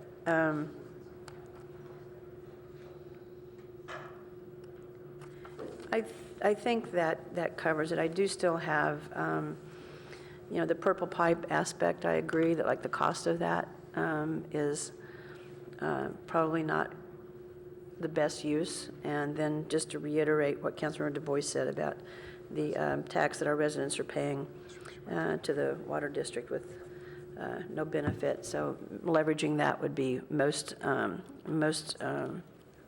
interest to our residents. And I just highlight one other thing is like, we don't forecast our water use out for about 10 years, and then we have this 40-year agreement with the water district. Also, that's really troubling to me too, and that there absolutely should not be, in my opinion, a fixed rate. There should be an escalating rate. So I think those are my comments. Thank you. And maybe we didn't make that clear, but that is something we would definitely push for. Every other type of agreement we have virtually has escalators associated with the CPI. And maybe not even associated with CPI. There might be another factor. So, yeah. I don't know if this has been farmed out to the community. Again, because one of the things that I would anticipate would be somewhat controversial is the use of the Measure E site, and as you said, it would have to go to the voters. So, better to get out there with that sooner than later. Seems like. Thank you. Okay, thank you, Councilmember Walbach. Yeah, as Councilmember Du Bois mentioned, I serve with him on the joint committee, and at a high level, recycled water is the future. It was said earlier tonight, and we have to just start wrapping our heads around that. Some people say, oh, it's toilet to tap, that's disgusting. Other people say, it's good enough for NASA astronauts, maybe it's not that terrible as a potential technology. And the reasons, besides just wanting to do right by the Tuolumne or other sources from which we draw our water, I think it's really important that the security of our access to water is our paramount concern, right? As a council, we are primarily concerned with the well-being, the future stability, security, and well-being of this community. And we have to do everything we can to guarantee that our local community will have access to safe drinking water in perpetuity. So I start from that as the prime, for me, that value has primacy in all of these discussions. We should also worry about environmental protection, and we should also do right by our neighbors and see ourselves not as an island, but as part of a regional system. But I still keep coming back to the primacy of secure, stable, dependable access to safe drinking water for Palo Alto residents into the future. Thinking more than just 5 or 10 years out, but really thinking long term. So, whenever we're having these conversations, whenever we're making decisions, that's what I will keep coming back to, and I hope we all will keep coming back to, whether we're on the council or in the community. And with climate change, with longer and longer droughts as possibilities, with the increasing instability of water generally, that issue becomes more and more relevant and timely. Continuing to share water with our regional partners, absolutely. Committing to send water to all parts of the region or all parts of the county for 40 years at very low rates, I'm less enthusiastic about that. I think there's at least room for some stronger guarantees from the water district. I think there's room for negotiation about the prices, and there's room to say no deal and walk away. And we'll figure out some other way to fund recycled water. it's great to have that relationship, and it's great to work with the water district. But I think we should be very cautious before agreeing to a 40-year promise to hand over such a valuable commodity. As far as direct versus indirect, you were trying to really elicit some thoughts from us in this study session. You know, it seems a bit silly to spend a ton of money and energy filtering water to the highest quality levels and then sticking it back in the ground where it picks up who knows what, and then ask people to drink it after that. I frankly think that direct potable reuse makes more sense than indirect potable reuse. Maybe I'm crazy, maybe I'm wrong, maybe I just need to learn more, but it just, I heard and have heard this idea, that some people might feel more comfortable with it, but I would feel more comfortable recommending and telling, others in my community feel comfortable drinking this if it came straight from, basically from the factory, right? Straight out of reverse osmosis or whatever, rather than out of the ground where who knows what it picked up. Not that our groundwater is terribly toxic, but in some places we do have issues with the residual effects of Silicon Valley industries and whatever else might be in the groundwater. So I'm less enthusiastic, again, about indirect potable reuse than I am about direct potable reuse as the future. Groundwater and recharging groundwater, doing a certain level of filtration, and then putting stuff into the ground, I think that is probably more useful for non-potable uses, right? I think having a future where the groundwater is part of a system that we can tap into for irrigation, for toilet use, the purple pipe stuff, that might make more sense. I think there are still a lot of options, and I know you're trying to get us to narrow down our thinking, but I think there's still a lot of options about what the future of water looks like in Palo Alto, right? Can we filter to a certain level and then recharge, and then and then from there draw that water out again for those irrigation, toilet, or other non-drinking, non-bathing, non-cooking uses. And one thing I really want to emphasize here, and just the bigger context, we recently pushed back pretty hard against the SFPUC and their predictions about how much water needed to be drawn from the Tuolumne River. And part of our reason for pushing back was that we thought they really underestimated how much we could do to conserve water use. We thought, there's more we can do to cut down on the water we need to draw from the Tuolumne, meaning you can keep allowing more water to flow through the Tuolumne and being good environmental stewards, because we don't really need it that much and won't in the future. And this is why recycled water is really a huge game changer as far as reducing our need to import water, which means better security for us and better environmental protection. So those are my comments. Thank you.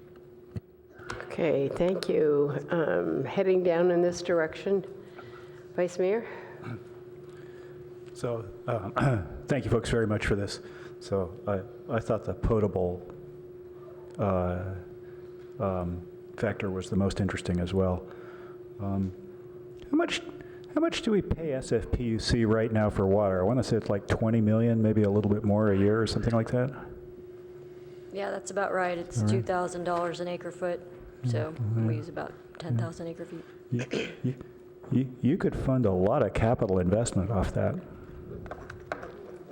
Right. And so I concur also, 40 years is an awfully long time, and to be thinking about this kind of stuff and such a commitment, I think that's pretty long. Right. Okay, thanks. Councilmember Sharp. Thanks. I also want to thank you for bringing this forward, and I want to thank Director Kremen for joining us for this meeting. It's great to see you here. So I also have a couple of thoughts on that. I actually think the future probably is direct portable reuse.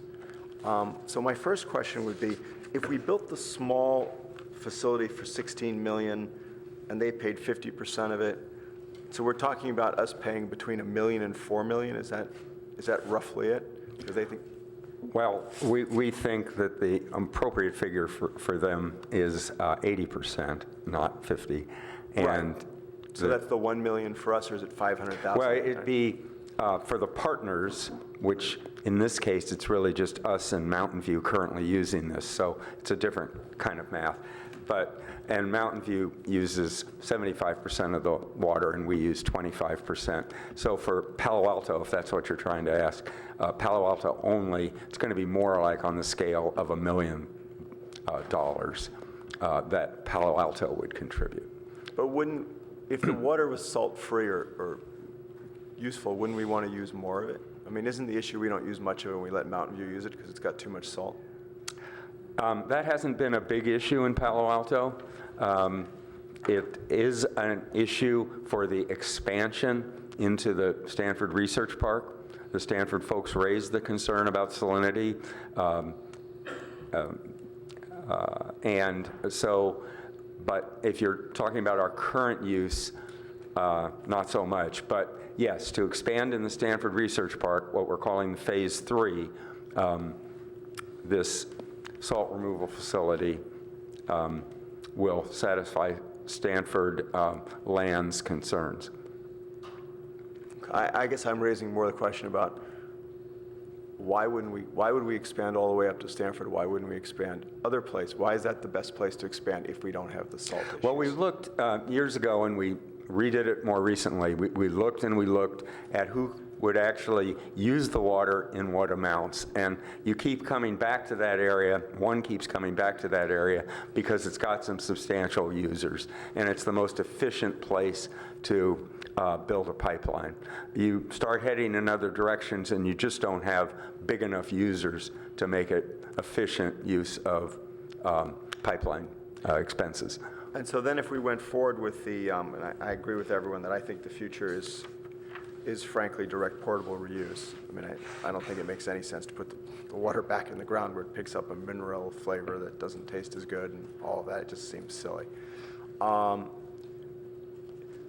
So if we spent the money on that, on first of all, on removing the salt, the payback time on that, if we went the other direction, wouldn't justify doing it. Is that correct?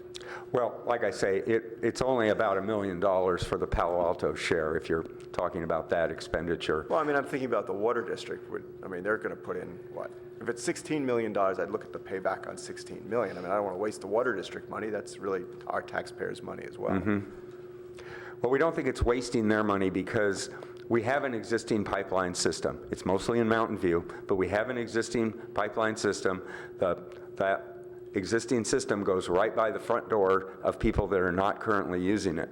So you've got to think, I think you've got to think of this in two worlds. One is we have an existing pipeline system. No more financial investment on a distribution system is needed there. We just need to deliver better quality water. Now, the Phase 3 is a different situation.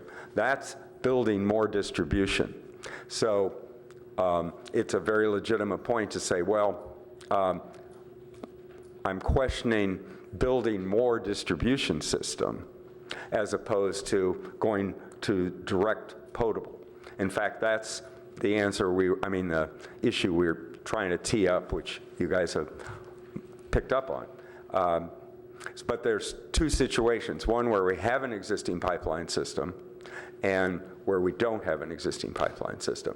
So the financial investment needed to upgrade the quality of the water for our current system is really quite small, big picture. Right. 16 million, frankly, isn't big bucks for our water district buddies. And they're rich, I know they are. I know. Sure, go ahead. Basically what we're talking about with the existing pipeline, though, the primary application is corporate landscaping, right? Mountain View was describing their golf course, which is a big area, their whole shoreline irrigation system. So there are some key municipal facilities there that are larger than any corporate thing. Their golf course is bigger than any single corporate. But it just seems like the economics are a little tenuous to begin with, and the applications you were talking about here, I mean, these are the first things they're going to get cut in a drought anyway, right? So, I thought the potable side was much more interesting. So if we do some of this kind of stuff, does it get us closer to a potable solution? So that's what I was hearing from you guys, was that I was wondering if we do the small project, you're saying it doesn't hurt moving forward on the direct portable reuse side. That's right. You know, and said another way, and one of our government officials said, hey, you can't go wrong by removing salt, you know, because you'd have to do that even if we decided, hey, let's abandon our existing purple pipeline system, which probably won't happen. But you could hypothesize that, and okay, we abandon that system, but we've built this small plant and we've gotten X amount of salt out of it. Great. That's a good starting point. We could take that effluent and decide to use that for potable reuse, and that would decrease the cost of the treatment we'd have to do because we would have removed a lot of salt already. So you could always take the effluent, the treated water from the small plant, the local plant, and say, you know what, we've got a good head start, and now we're going to run it through reverse osmosis again, but we can do that in a different way with less energy, less pressure, because we're halfway there. So you're saying it's a first step as opposed to that's a sunk cost that would be wasted. Yeah. So the two aren't mutually exclusive is what I'm trying to get across. I'm not doing it very well. But so having invested in what we're calling the local plant, one could use that as a first step toward direct potable and take that water and use it as well. You know, you could hypothesize any number of things. You decide we want it all to be potable. So we have to treat the rest of our effluent to a higher level, but this piece of it that we've already run through reverse osmosis once, that gives us a good head start. So what about the water contracts on that? I mean, you said, so the water that we take the salt out of, 75% is going to go to Mountain View and 25% is going to go to Palo Alto, right? That's the current rough breakdown of use. And so for the immediate future, and that's not actually current use, that's a projected use about 5 years out. And that'll give us enough water for both Mountain View to have what they've projected and Palo Alto to have what they've projected as a likely maximum within the 5 or so year time frame. So those figures are not actually current use. I oversimplified it. They're actually include more than we currently use. All right, that was probably more weedy than I needed, but sorry, that's quite all right. But I mean, in the big picture of things, they get 75% of the water, we get 25%. If we do this project, we don't, does that then, if we go to the direct portable reuse, which I think most people say is probably the good long-term solution, do we lock ourselves in under water contracts at disadvantage to us? Does the water district take any of that water? Are there, any of those kind of issues? Or is this just simply something we should, you've described this as something we should simply move forward on. That's what it seems to me. The local plant? Yeah, the small local plant. There's no reason not to do that. It's not controversial. Gary's got his checkbook. We're all ready to go. Yeah. They can just push the money over this little wall here. It's not. You heard Garth say that they're fully supportive of this local plant. One of the reasons is it's flexible in the future. We could continue to use it for local purple pipe system. We could feed it in to a potable system, reducing the costs of further treatment for a larger plant. So it's sort of a no-lose situation. And it can happen quickly. Relatively quickly compared to portable reuse, which is a longer-term issue.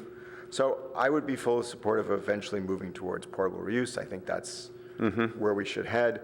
I also would not be willing to support 40 years. I think that's way too long. It doesn't seem acceptable in terms of, I actually be really interested in having you guys do a cost analysis that if we with our regional partners built it without the water district, what would be the payback time, assuming you could do direct portable reuse, sell the water, that its quality was high, what would it really sell, what would be the payback time, what would a financing mechanism look like? I mean, most things pencil over a 40 or 50-year time frame. You build it forever. And that option is one of the reuse alternatives that we're looking at in the Northwest County strategic plan for, use within the regional water quality control plant service territory.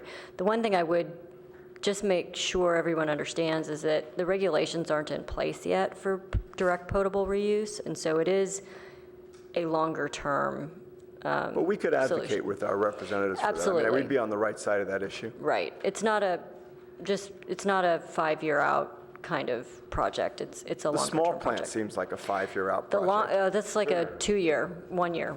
To We could actually do get it that up very and running? quickly. Well, we've done the preliminary design, the 10% design on it, and we're ready to go to design, which should only take a year, and construction could follow that. So we could start construction in a year or so on that, and finish construction in 2 years or so. Right, okay. So it's a totally different scale, like Carla was saying. Well, that's what I'm saying. I mean, Time scale. I think you could get there. I think it would be good. And,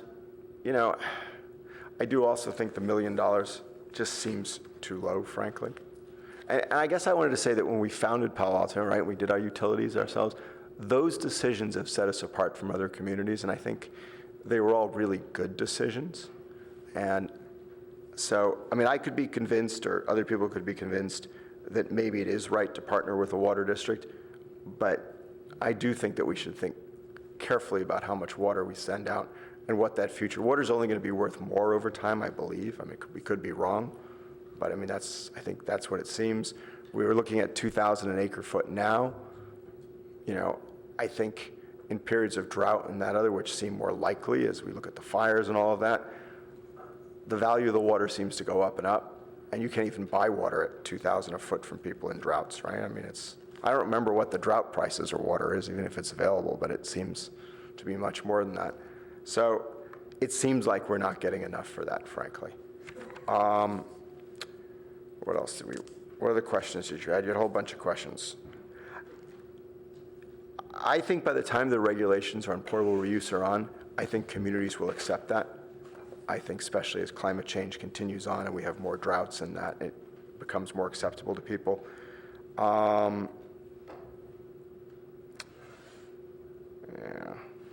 So anyway, I would encourage you to continue to negotiate with those sort of thoughts in mind. I think it's a really good idea to continue and go get the smaller project built as soon as possible, I think. Thanks.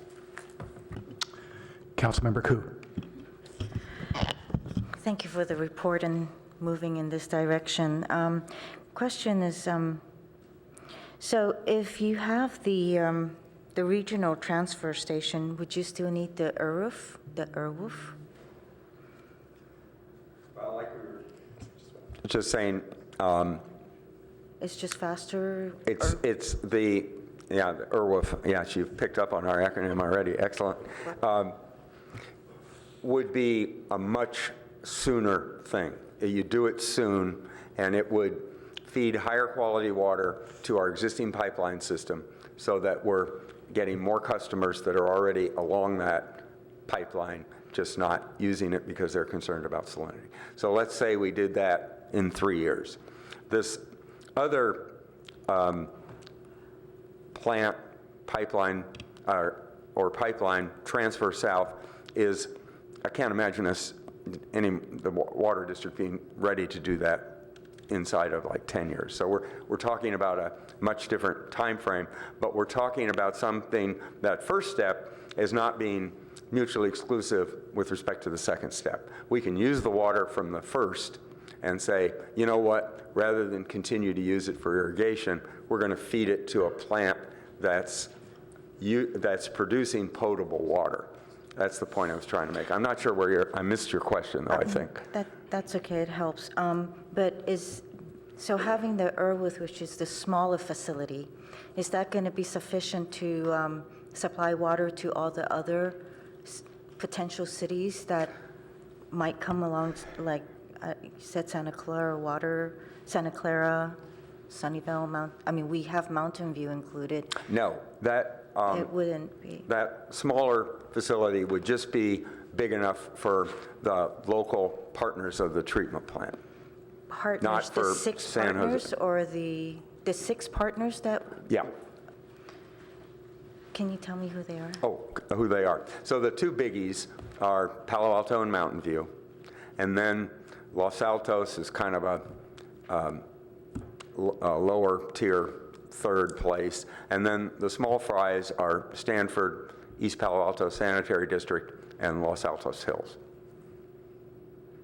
And we've been, Karn North, who's in the audience still, I hope, has been instrumental in meeting with all of our partners, briefing them, and we haven't had any sort of what I'd call near-term takers from anybody except Mountain View and Palo Alto on near-term uses of recycled water. But they all say, yeah, we're interested, keep us posted, so we'll see. On your page 9, that site that you have outlined, is that the Measure E site? The red rectangle is not, it's part of, but not, it's a portion of the Measure E site. It's not the whole Measure E site. So when you said, so it's this... Oh, I'm sorry, I thought you were talking about the other side. But it's not this whole thing? No, the Measure E site is just on the right-hand side of the sewage treatment plant. So if you see those 2 round tanks that are next to the large red rectangle, that's roughly the boundary of the plant. The Measure E site is outside the plant. It's to the right of the plant. So that large red rectangle is a portion of the so-called Measure E site, which extends further to the right. The Measure E site extends further to the right. The dotted rectangle. I was talking about the red rectangle, but yeah, it includes extends the into other the dotted rectangle as well. Okay. Both rectangles. The Measure E site was a, I don't know why the consultant, it's a little too far. It's not exactly, the dotted line thing is not all within the Measure E site. So when you come back with this, you'll have a better mapping to show. Yeah, we'll clean this up. Okay. I think we'll probably just remove the dotted line thing because those of you that know the area, the dotted line piece is now on the hillside of the old landfill. And to use that is not impossible, but very expensive because you're trying to build something on top of an old landfill and one that's also the side of a hill. So this is a tough engineering, an expensive engineering situation. That's why we've got this strange looking longer rectangle in red that says regional transfer on it, because that's a flat part of the Measure E site. It's not got much garbage underneath it, and it's going to be much less expensive to build there. And probably more stable? Yeah. So I also agree that the $1 million per year for the water, I hope that you do look further into what the value is versus just sticking with this, because as other council members have mentioned that, water is quite a valuable resource. But also, I think that, it's great that we're looking into this, but we also have to put a lot of credence behind the groundwater and the shallow aquifers as well. So the sooner you also include and work into all of this, how pumping our groundwater dewatering goes into the bay, that's also something that we have to put some value into and put more policies behind not wasting that resource. So I hope that we see that sooner too. Thank you. Councilmember Tanaka? Yeah, thank you for moving this forward. I appreciate it. Quick question. Could any of this water be used for the Alto golf course, or is this already planned? The current water that we have, the recycled water, you're asking if that can be used? Yeah. Of course. Yeah. Oops. Yes, and in fact, we use it for that. Okay. As you know, our golf course was just rebuilt, and it was redone with plants that are... No, you don't have to elaborate. I was just curious. No. What? You don't have to elaborate. I was just curious. Okay. It can be. Okay. And I do like the idea that someone had about trying to refill Lake Lagunita. I mean, that seems like a good idea. I'm not sure how practical or safe it is, though. I mean, I'm not sure how you get the water there and whether you can actually do that. I also think that direct portable use seems to make a lot more sense to me, so I agree with my fellow council members. In terms of economics, I'm kind of puzzled. So on packet page 7, it says that the district is sharing 50% of the cost. We think that they should share like 80 to 90% of the cost. And so, but I wasn't clear in terms of the cost to us. Is this million to $1 or $2 million? Is this at the 50% cost share or the 80 to 90% cost share? Are you on page 7? Yeah, packet page 7. Oh, yeah, packet page 7. Page 4 or packet page 7.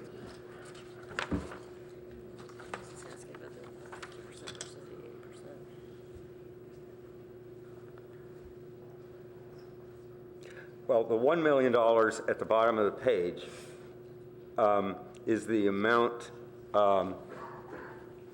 it says it's between $1 million and $2 million. Is that what you're seeing? Yeah, I was just curious, is the 50% cost share, I mean, okay, so is this $1 or $2 million, is this the 50% cost share, or is this the 90% It's cost neither. share? It's neither. It's, Okay. That's the approximate amount of the tax that Palo Alto property owners pay to the district every year. So it doesn't relate to... Oh, I see. Okay, that's my confusion. Yeah. Okay, so what is this $1 to $2 million for then? Is this what money that we pay to the district? Yeah, that's the amount that property owners pay the district each year via the state water project Okay. tax. So then there would be a $60 million fee that we would have to split with Mountain View and the districts that would have to be paid to build this. That's right. And just to give you a sense of how that would shake out, because Mountain View uses a lot more than Palo Alto Sure. does, what it boils down to is of that $16 million, Palo Alto would pay about $1 million. I see, I get it. Okay, but this is unrelated to this $1 million. Right, it's a different $1 million. Okay, okay, and that $1 million is for a 50% cost share, or is it for 80 to 90% cost share? That assumes 80% because that's what Okay. we think should be used. Okay, I totally agree with you on that as well. So I just wanted to make sure that was clear, but okay, so that makes sense. So then on packet page 12,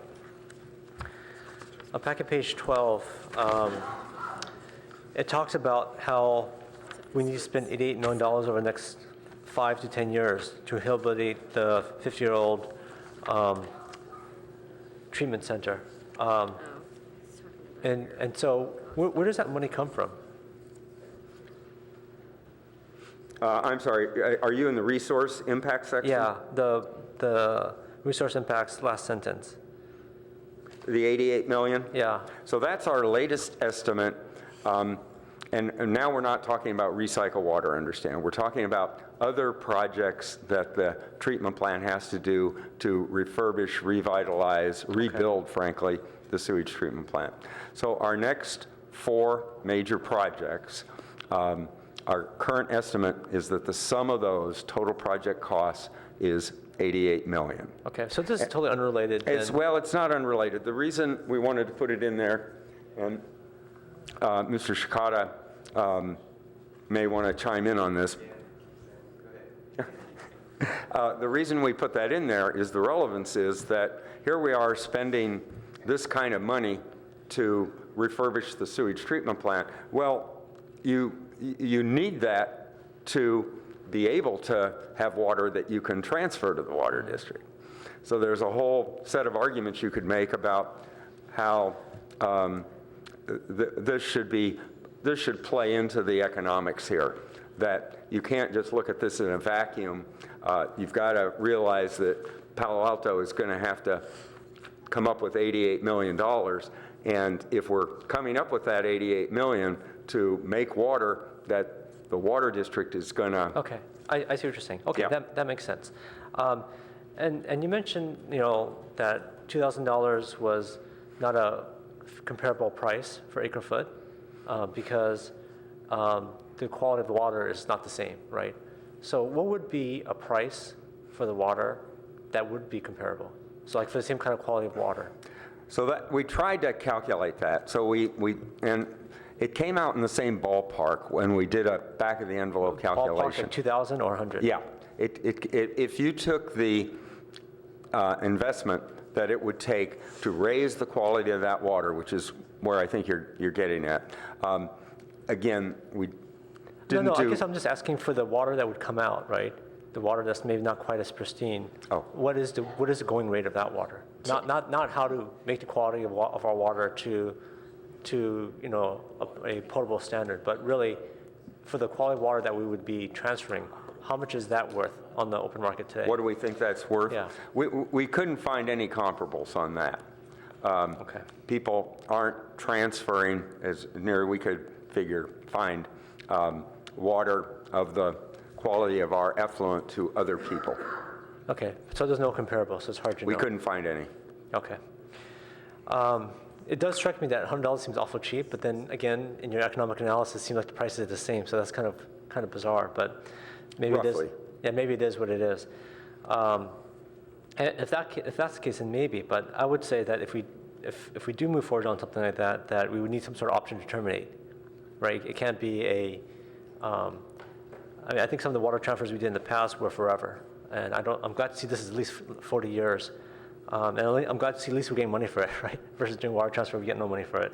So definitely, this is a step in the right direction. And I like that you guys actually did some analysis of what is this worth. I would love to see a comparable, but maybe it doesn't exist. But you did it the other way, which is what does it take to get the water to this quality level? So maybe, but it just seems awful low. And I think for us, we may need the water in the future. So I think having the option to terminate is going to be critical. The 1 million seems awfully low. Is that what you're? Yeah. The $100 per acre foot. Yeah, seems awfully low. But then again, to make the equivalent water, you said it's going to be $2,000. So maybe it's not. But in either case, I would say that we should maybe do more study before we actually ink the contract. We want to do more study to figure out what is the going rate. Maybe do a bigger search around the country to see what it goes for.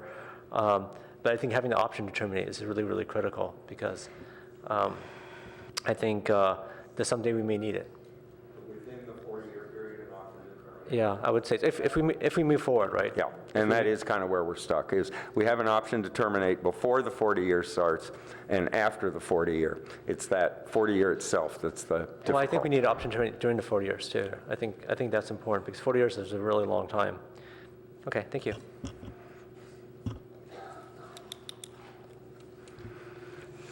And 40 years is a long time. But a couple of other questions, more about the context of this.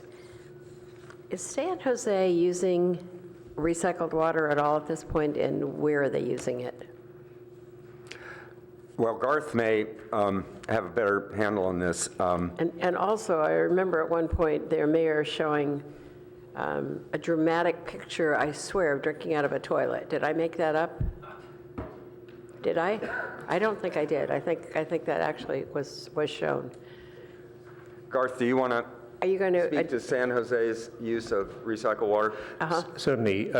Thank you for the question. So City of San Jose works with a number of retailers through the South Bay Water Recycling System, and they produce about 14,000 acre-feet a year and distribute it south throughout San Jose. It also goes into Santa Clara, it goes to Milpitas and some other neighboring areas. Yeah. So if that's the question. It's all non-potable reuse, though. It's all non-potable. Right.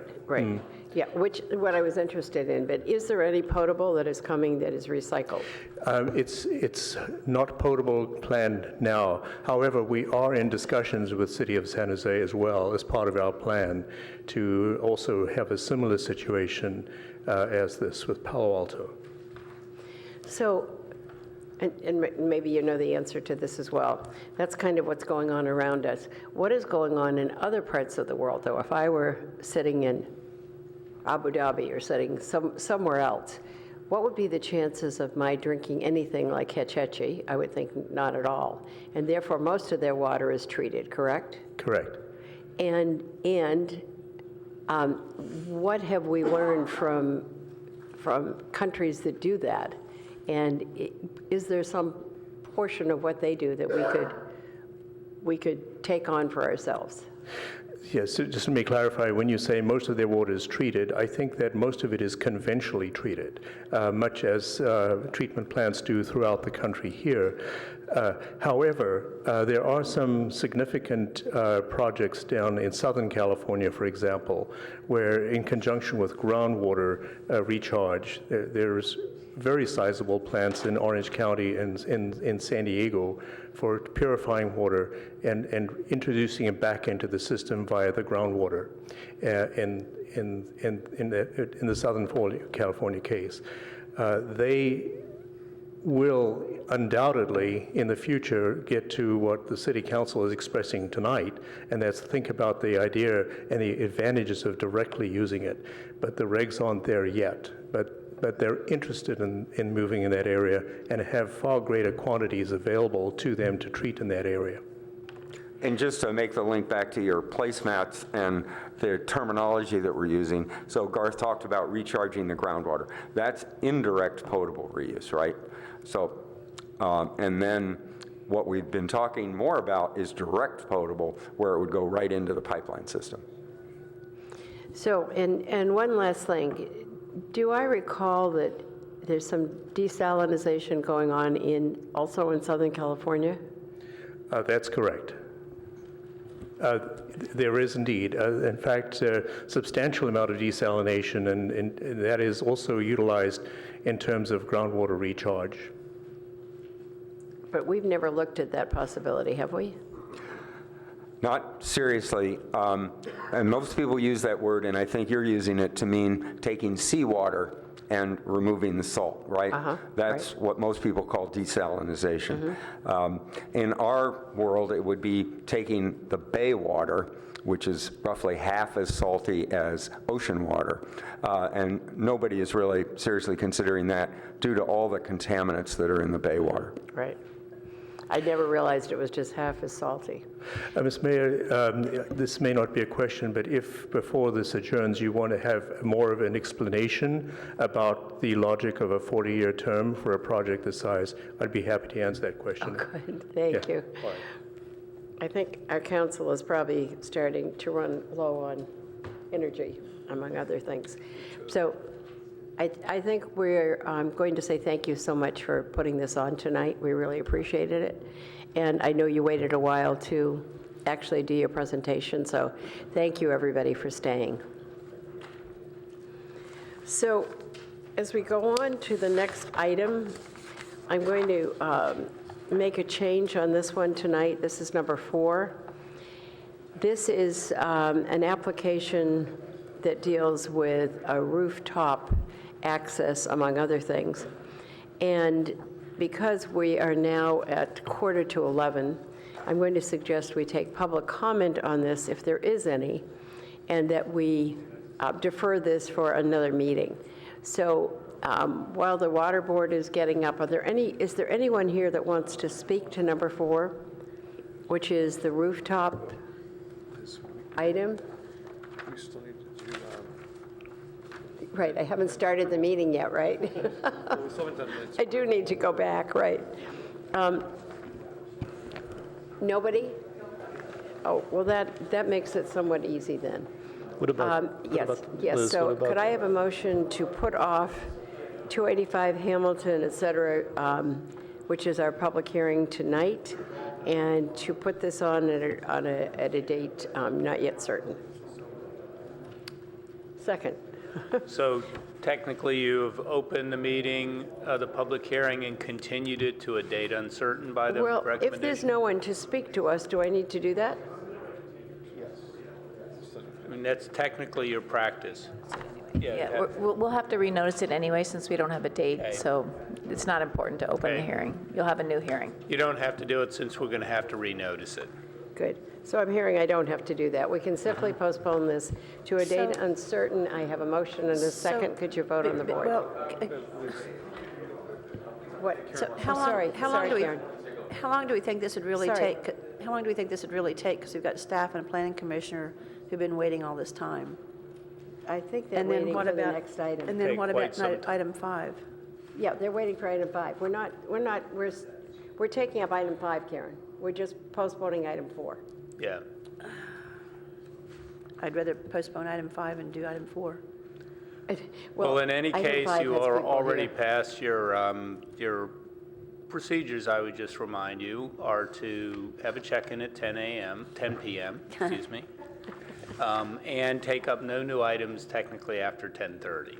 So, However, in this case, because these nice people have been waiting to talk to us, I think we should hear it, and we can see if we can make this brief. So Liz, okay.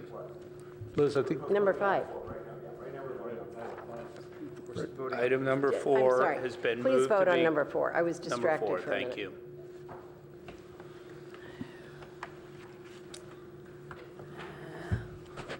Okay, that passes unanimously, and now takes us on to number 5. so Well, Liz, actually, we still have agenda changes, additions, deletions, city manager comments, and minutes approval. Corey wants me to go back to the beginning. Okay.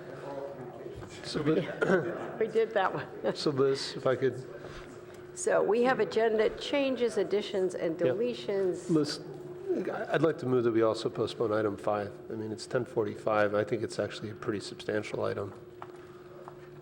Well, actually, I don't think this is going to take more than about 15 minutes, and we have utility staff here who have been waiting for 3 I hours. mean, we just had Amy French just walked out. She's been here for item 4, and Michael Alcheck. That's the point that I Karen didn't know was she making. was here for item 4 because I asked if anyone was here for item 4. That's what I mentioned. We'd had the Michael Why don't Alcheck. we get through everything and get to 5, and you decide on what you're going to do on 5? Aren't Okay. you doing agenda changes, additions, and deletions? I don't feel strongly about it, but I feel sorry for staff that's been waiting. Okay, so we had no agenda changes, additions, deletions. We went through, pardon? Yeah. Yes, that's over and done with. But I have to pretend this is 7 o'clock. So city manager comments?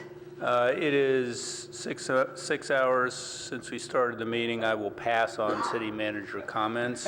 What a good idea. Vote on the board for approval of minutes, please. Eric, second.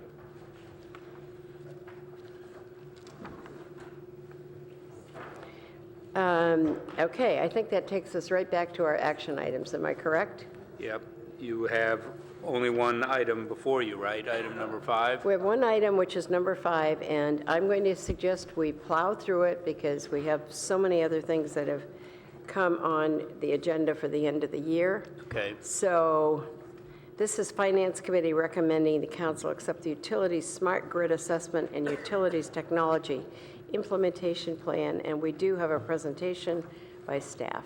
And thank you, staff, Madam Mayor, for waiting for so long. If I could just add one thing here. Appreciate the effort. I'm sure it's a mixed blessing for our staff who've been sitting here for hours waiting to stay. Hopefully you can keep it short. This is a little unusual in that this is just a recommendation to accept a plan. You have a unanimous recommendation from the Utilities Advisory Commission. You have a unanimous recommendation from the Finance Committee. And I guess the Finance Committee felt it was complex or interesting enough for the council to watch this.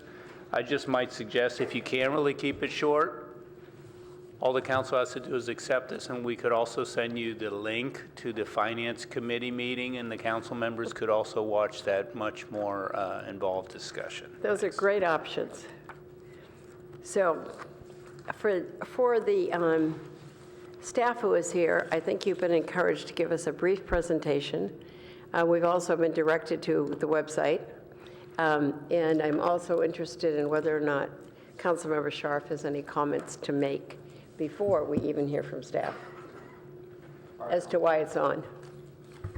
Well, I think it's on because it seemed like a big enough number and a big enough thing that it should come to council, and it's a fairly large policy choice. So that's why we decided it should come to council. We did vet it. We had long discussions about it. We basically decided that if you look at the staff report where it talks about the cost and the break even on page 2, which is packet page 54, that yes, given that it's probably likely to break even, possibly a slight benefit from a cost-wise or just a minor cost negative, that it's unlikely to raise rates, that given all the other qualitative benefits, that it's time to move forward on this. So that was basically the summary of the discussion, and I would urge us to accept the report and move forward. And actually, I'll make that motion since we don't have any members from the public to speak, do we? No. Oh, wait, Jeff Hall. All right, then I'll make it after Jeff. Were you suggesting Jeff come forward now? I'm happy to have him come forward. Sure. Yes, council members, I would note that in the Hang on a spirit minute, of Jeff. adaptation, staff has boiled everything down to one slide. And if you have the patience, I think we'll do a quick brisk walk through it. Okay, good. Very good. And Jeff, All right. we'll call on you as soon as they're done. Should I hand it off to Shiva Swaminathan? As Councilmember Schaaf said, we had extensive discussion at the UAC and then later on at the Finance Committee. So if the council provides approval, we'll start beginning work on this, but the actual contracts related to the work would come later on and the budgets will come later on for council approval. But this is a start. It's probably a 5+ year process where we have to implement the city's CIS system and the ERP system before we can implement. So this won't be implemented till about 2023. In terms of highlights on the customer bill,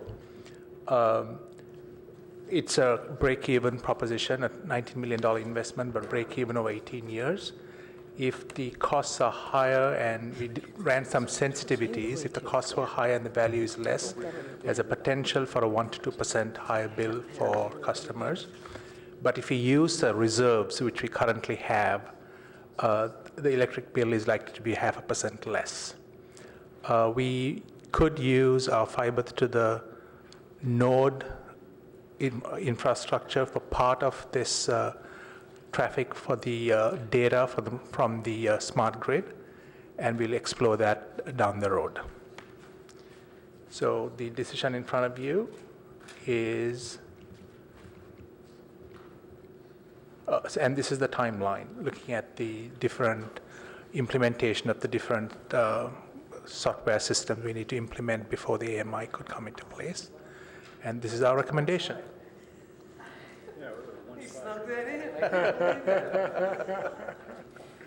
Well, that's one of those What you got?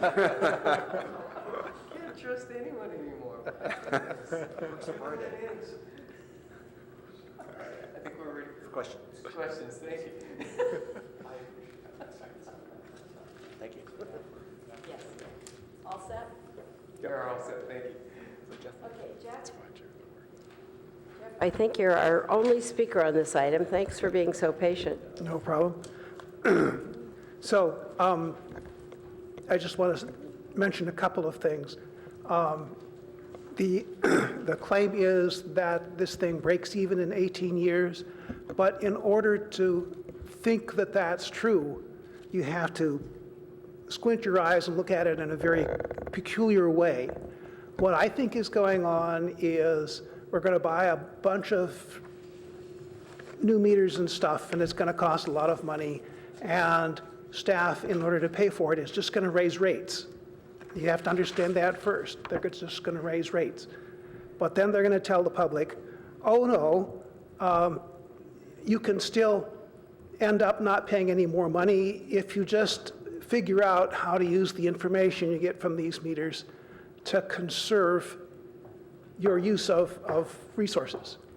And we're going to say that everything you conserved was because of these meters. I think that's kind of screwy. Next point. The pilot project so far has a certain amount of data about what people are willing to do, but the rates that the time of use rates that they use for that said electricity was more expensive in the day than during the night, and we're heading towards an era where exactly the opposite is true. So we have no data on what people are likely to do if that's what the TOU rates are.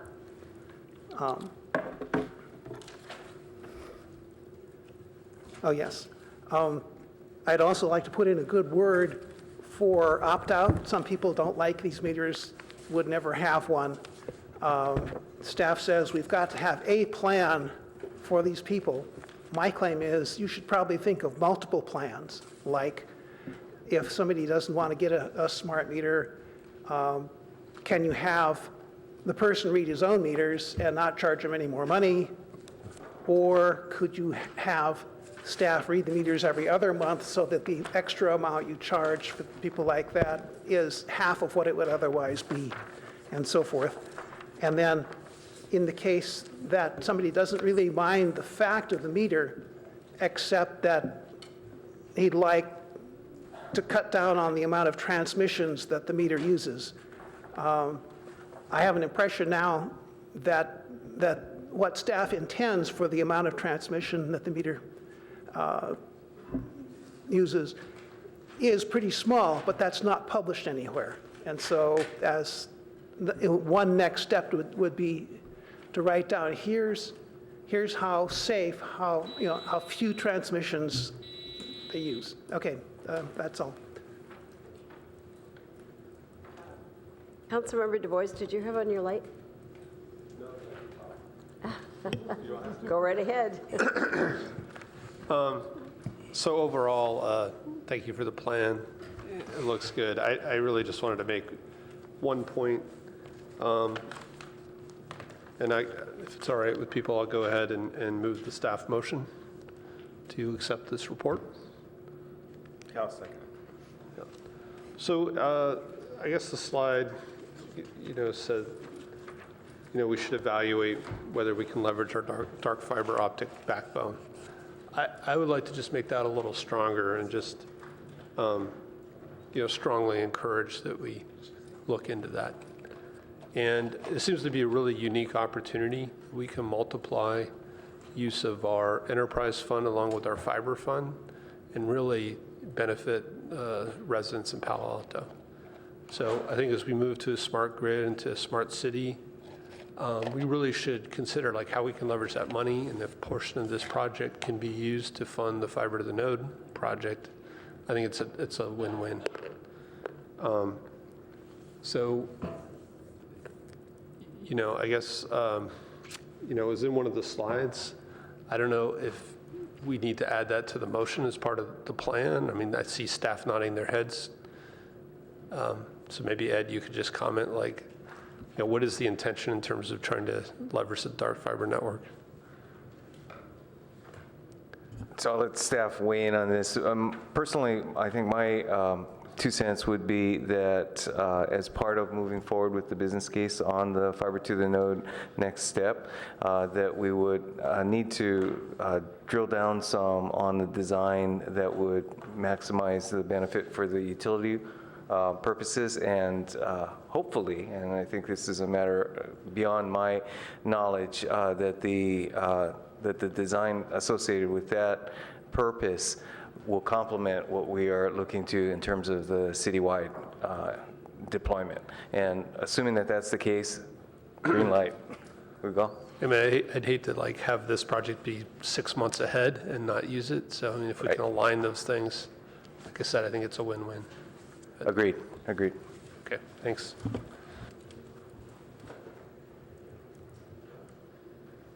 Okay, Councilmember Hallman, did you have your light on? Okay, are there any other comments? Pardon?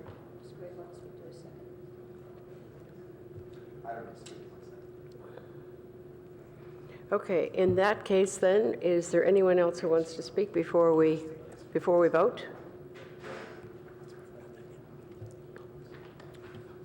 Not much interest after this high level one. Okay, in that case, let's vote on the board. Passes unanimously. Thank you, Finance Committee, for bringing this forward. And I don't think we have any legislative updates, do we, City Manager? We do not, Madam Mayor. Okay. Any council member questions, comments, announcements? Yes. Corey? 2? Karen? So we have in the past, and sadly, not so long ago, committed some of our council contingency fund to help the fire victims and the Sonoma fire. This fire is much worse than that, the fire up north, the Camp Fire. So I'd suggest that we do the same in this event. I understand that, you know, an obvious place to send it would be to the Red Cross, but I think there are probably other opportunities too. And so I'd ask the mayor to consider that. I think the last time we did 25, and I'm not, maybe it's 25? We did 25, and I think we also, I think I talked to the county supervisor I knew before we selected who to send it to, and maybe there's some other way we can find out about that and see where it is. But I would support that. Why don't we? I'm happy to leave that in your hands. Okay. If colleagues are. We can take a look at it, but I would totally support that. I think the city manager might want to weigh in on this. You don't need a colleague's memo. I mean, you can look at it and we could bring something back based on history. That'd be the fastest.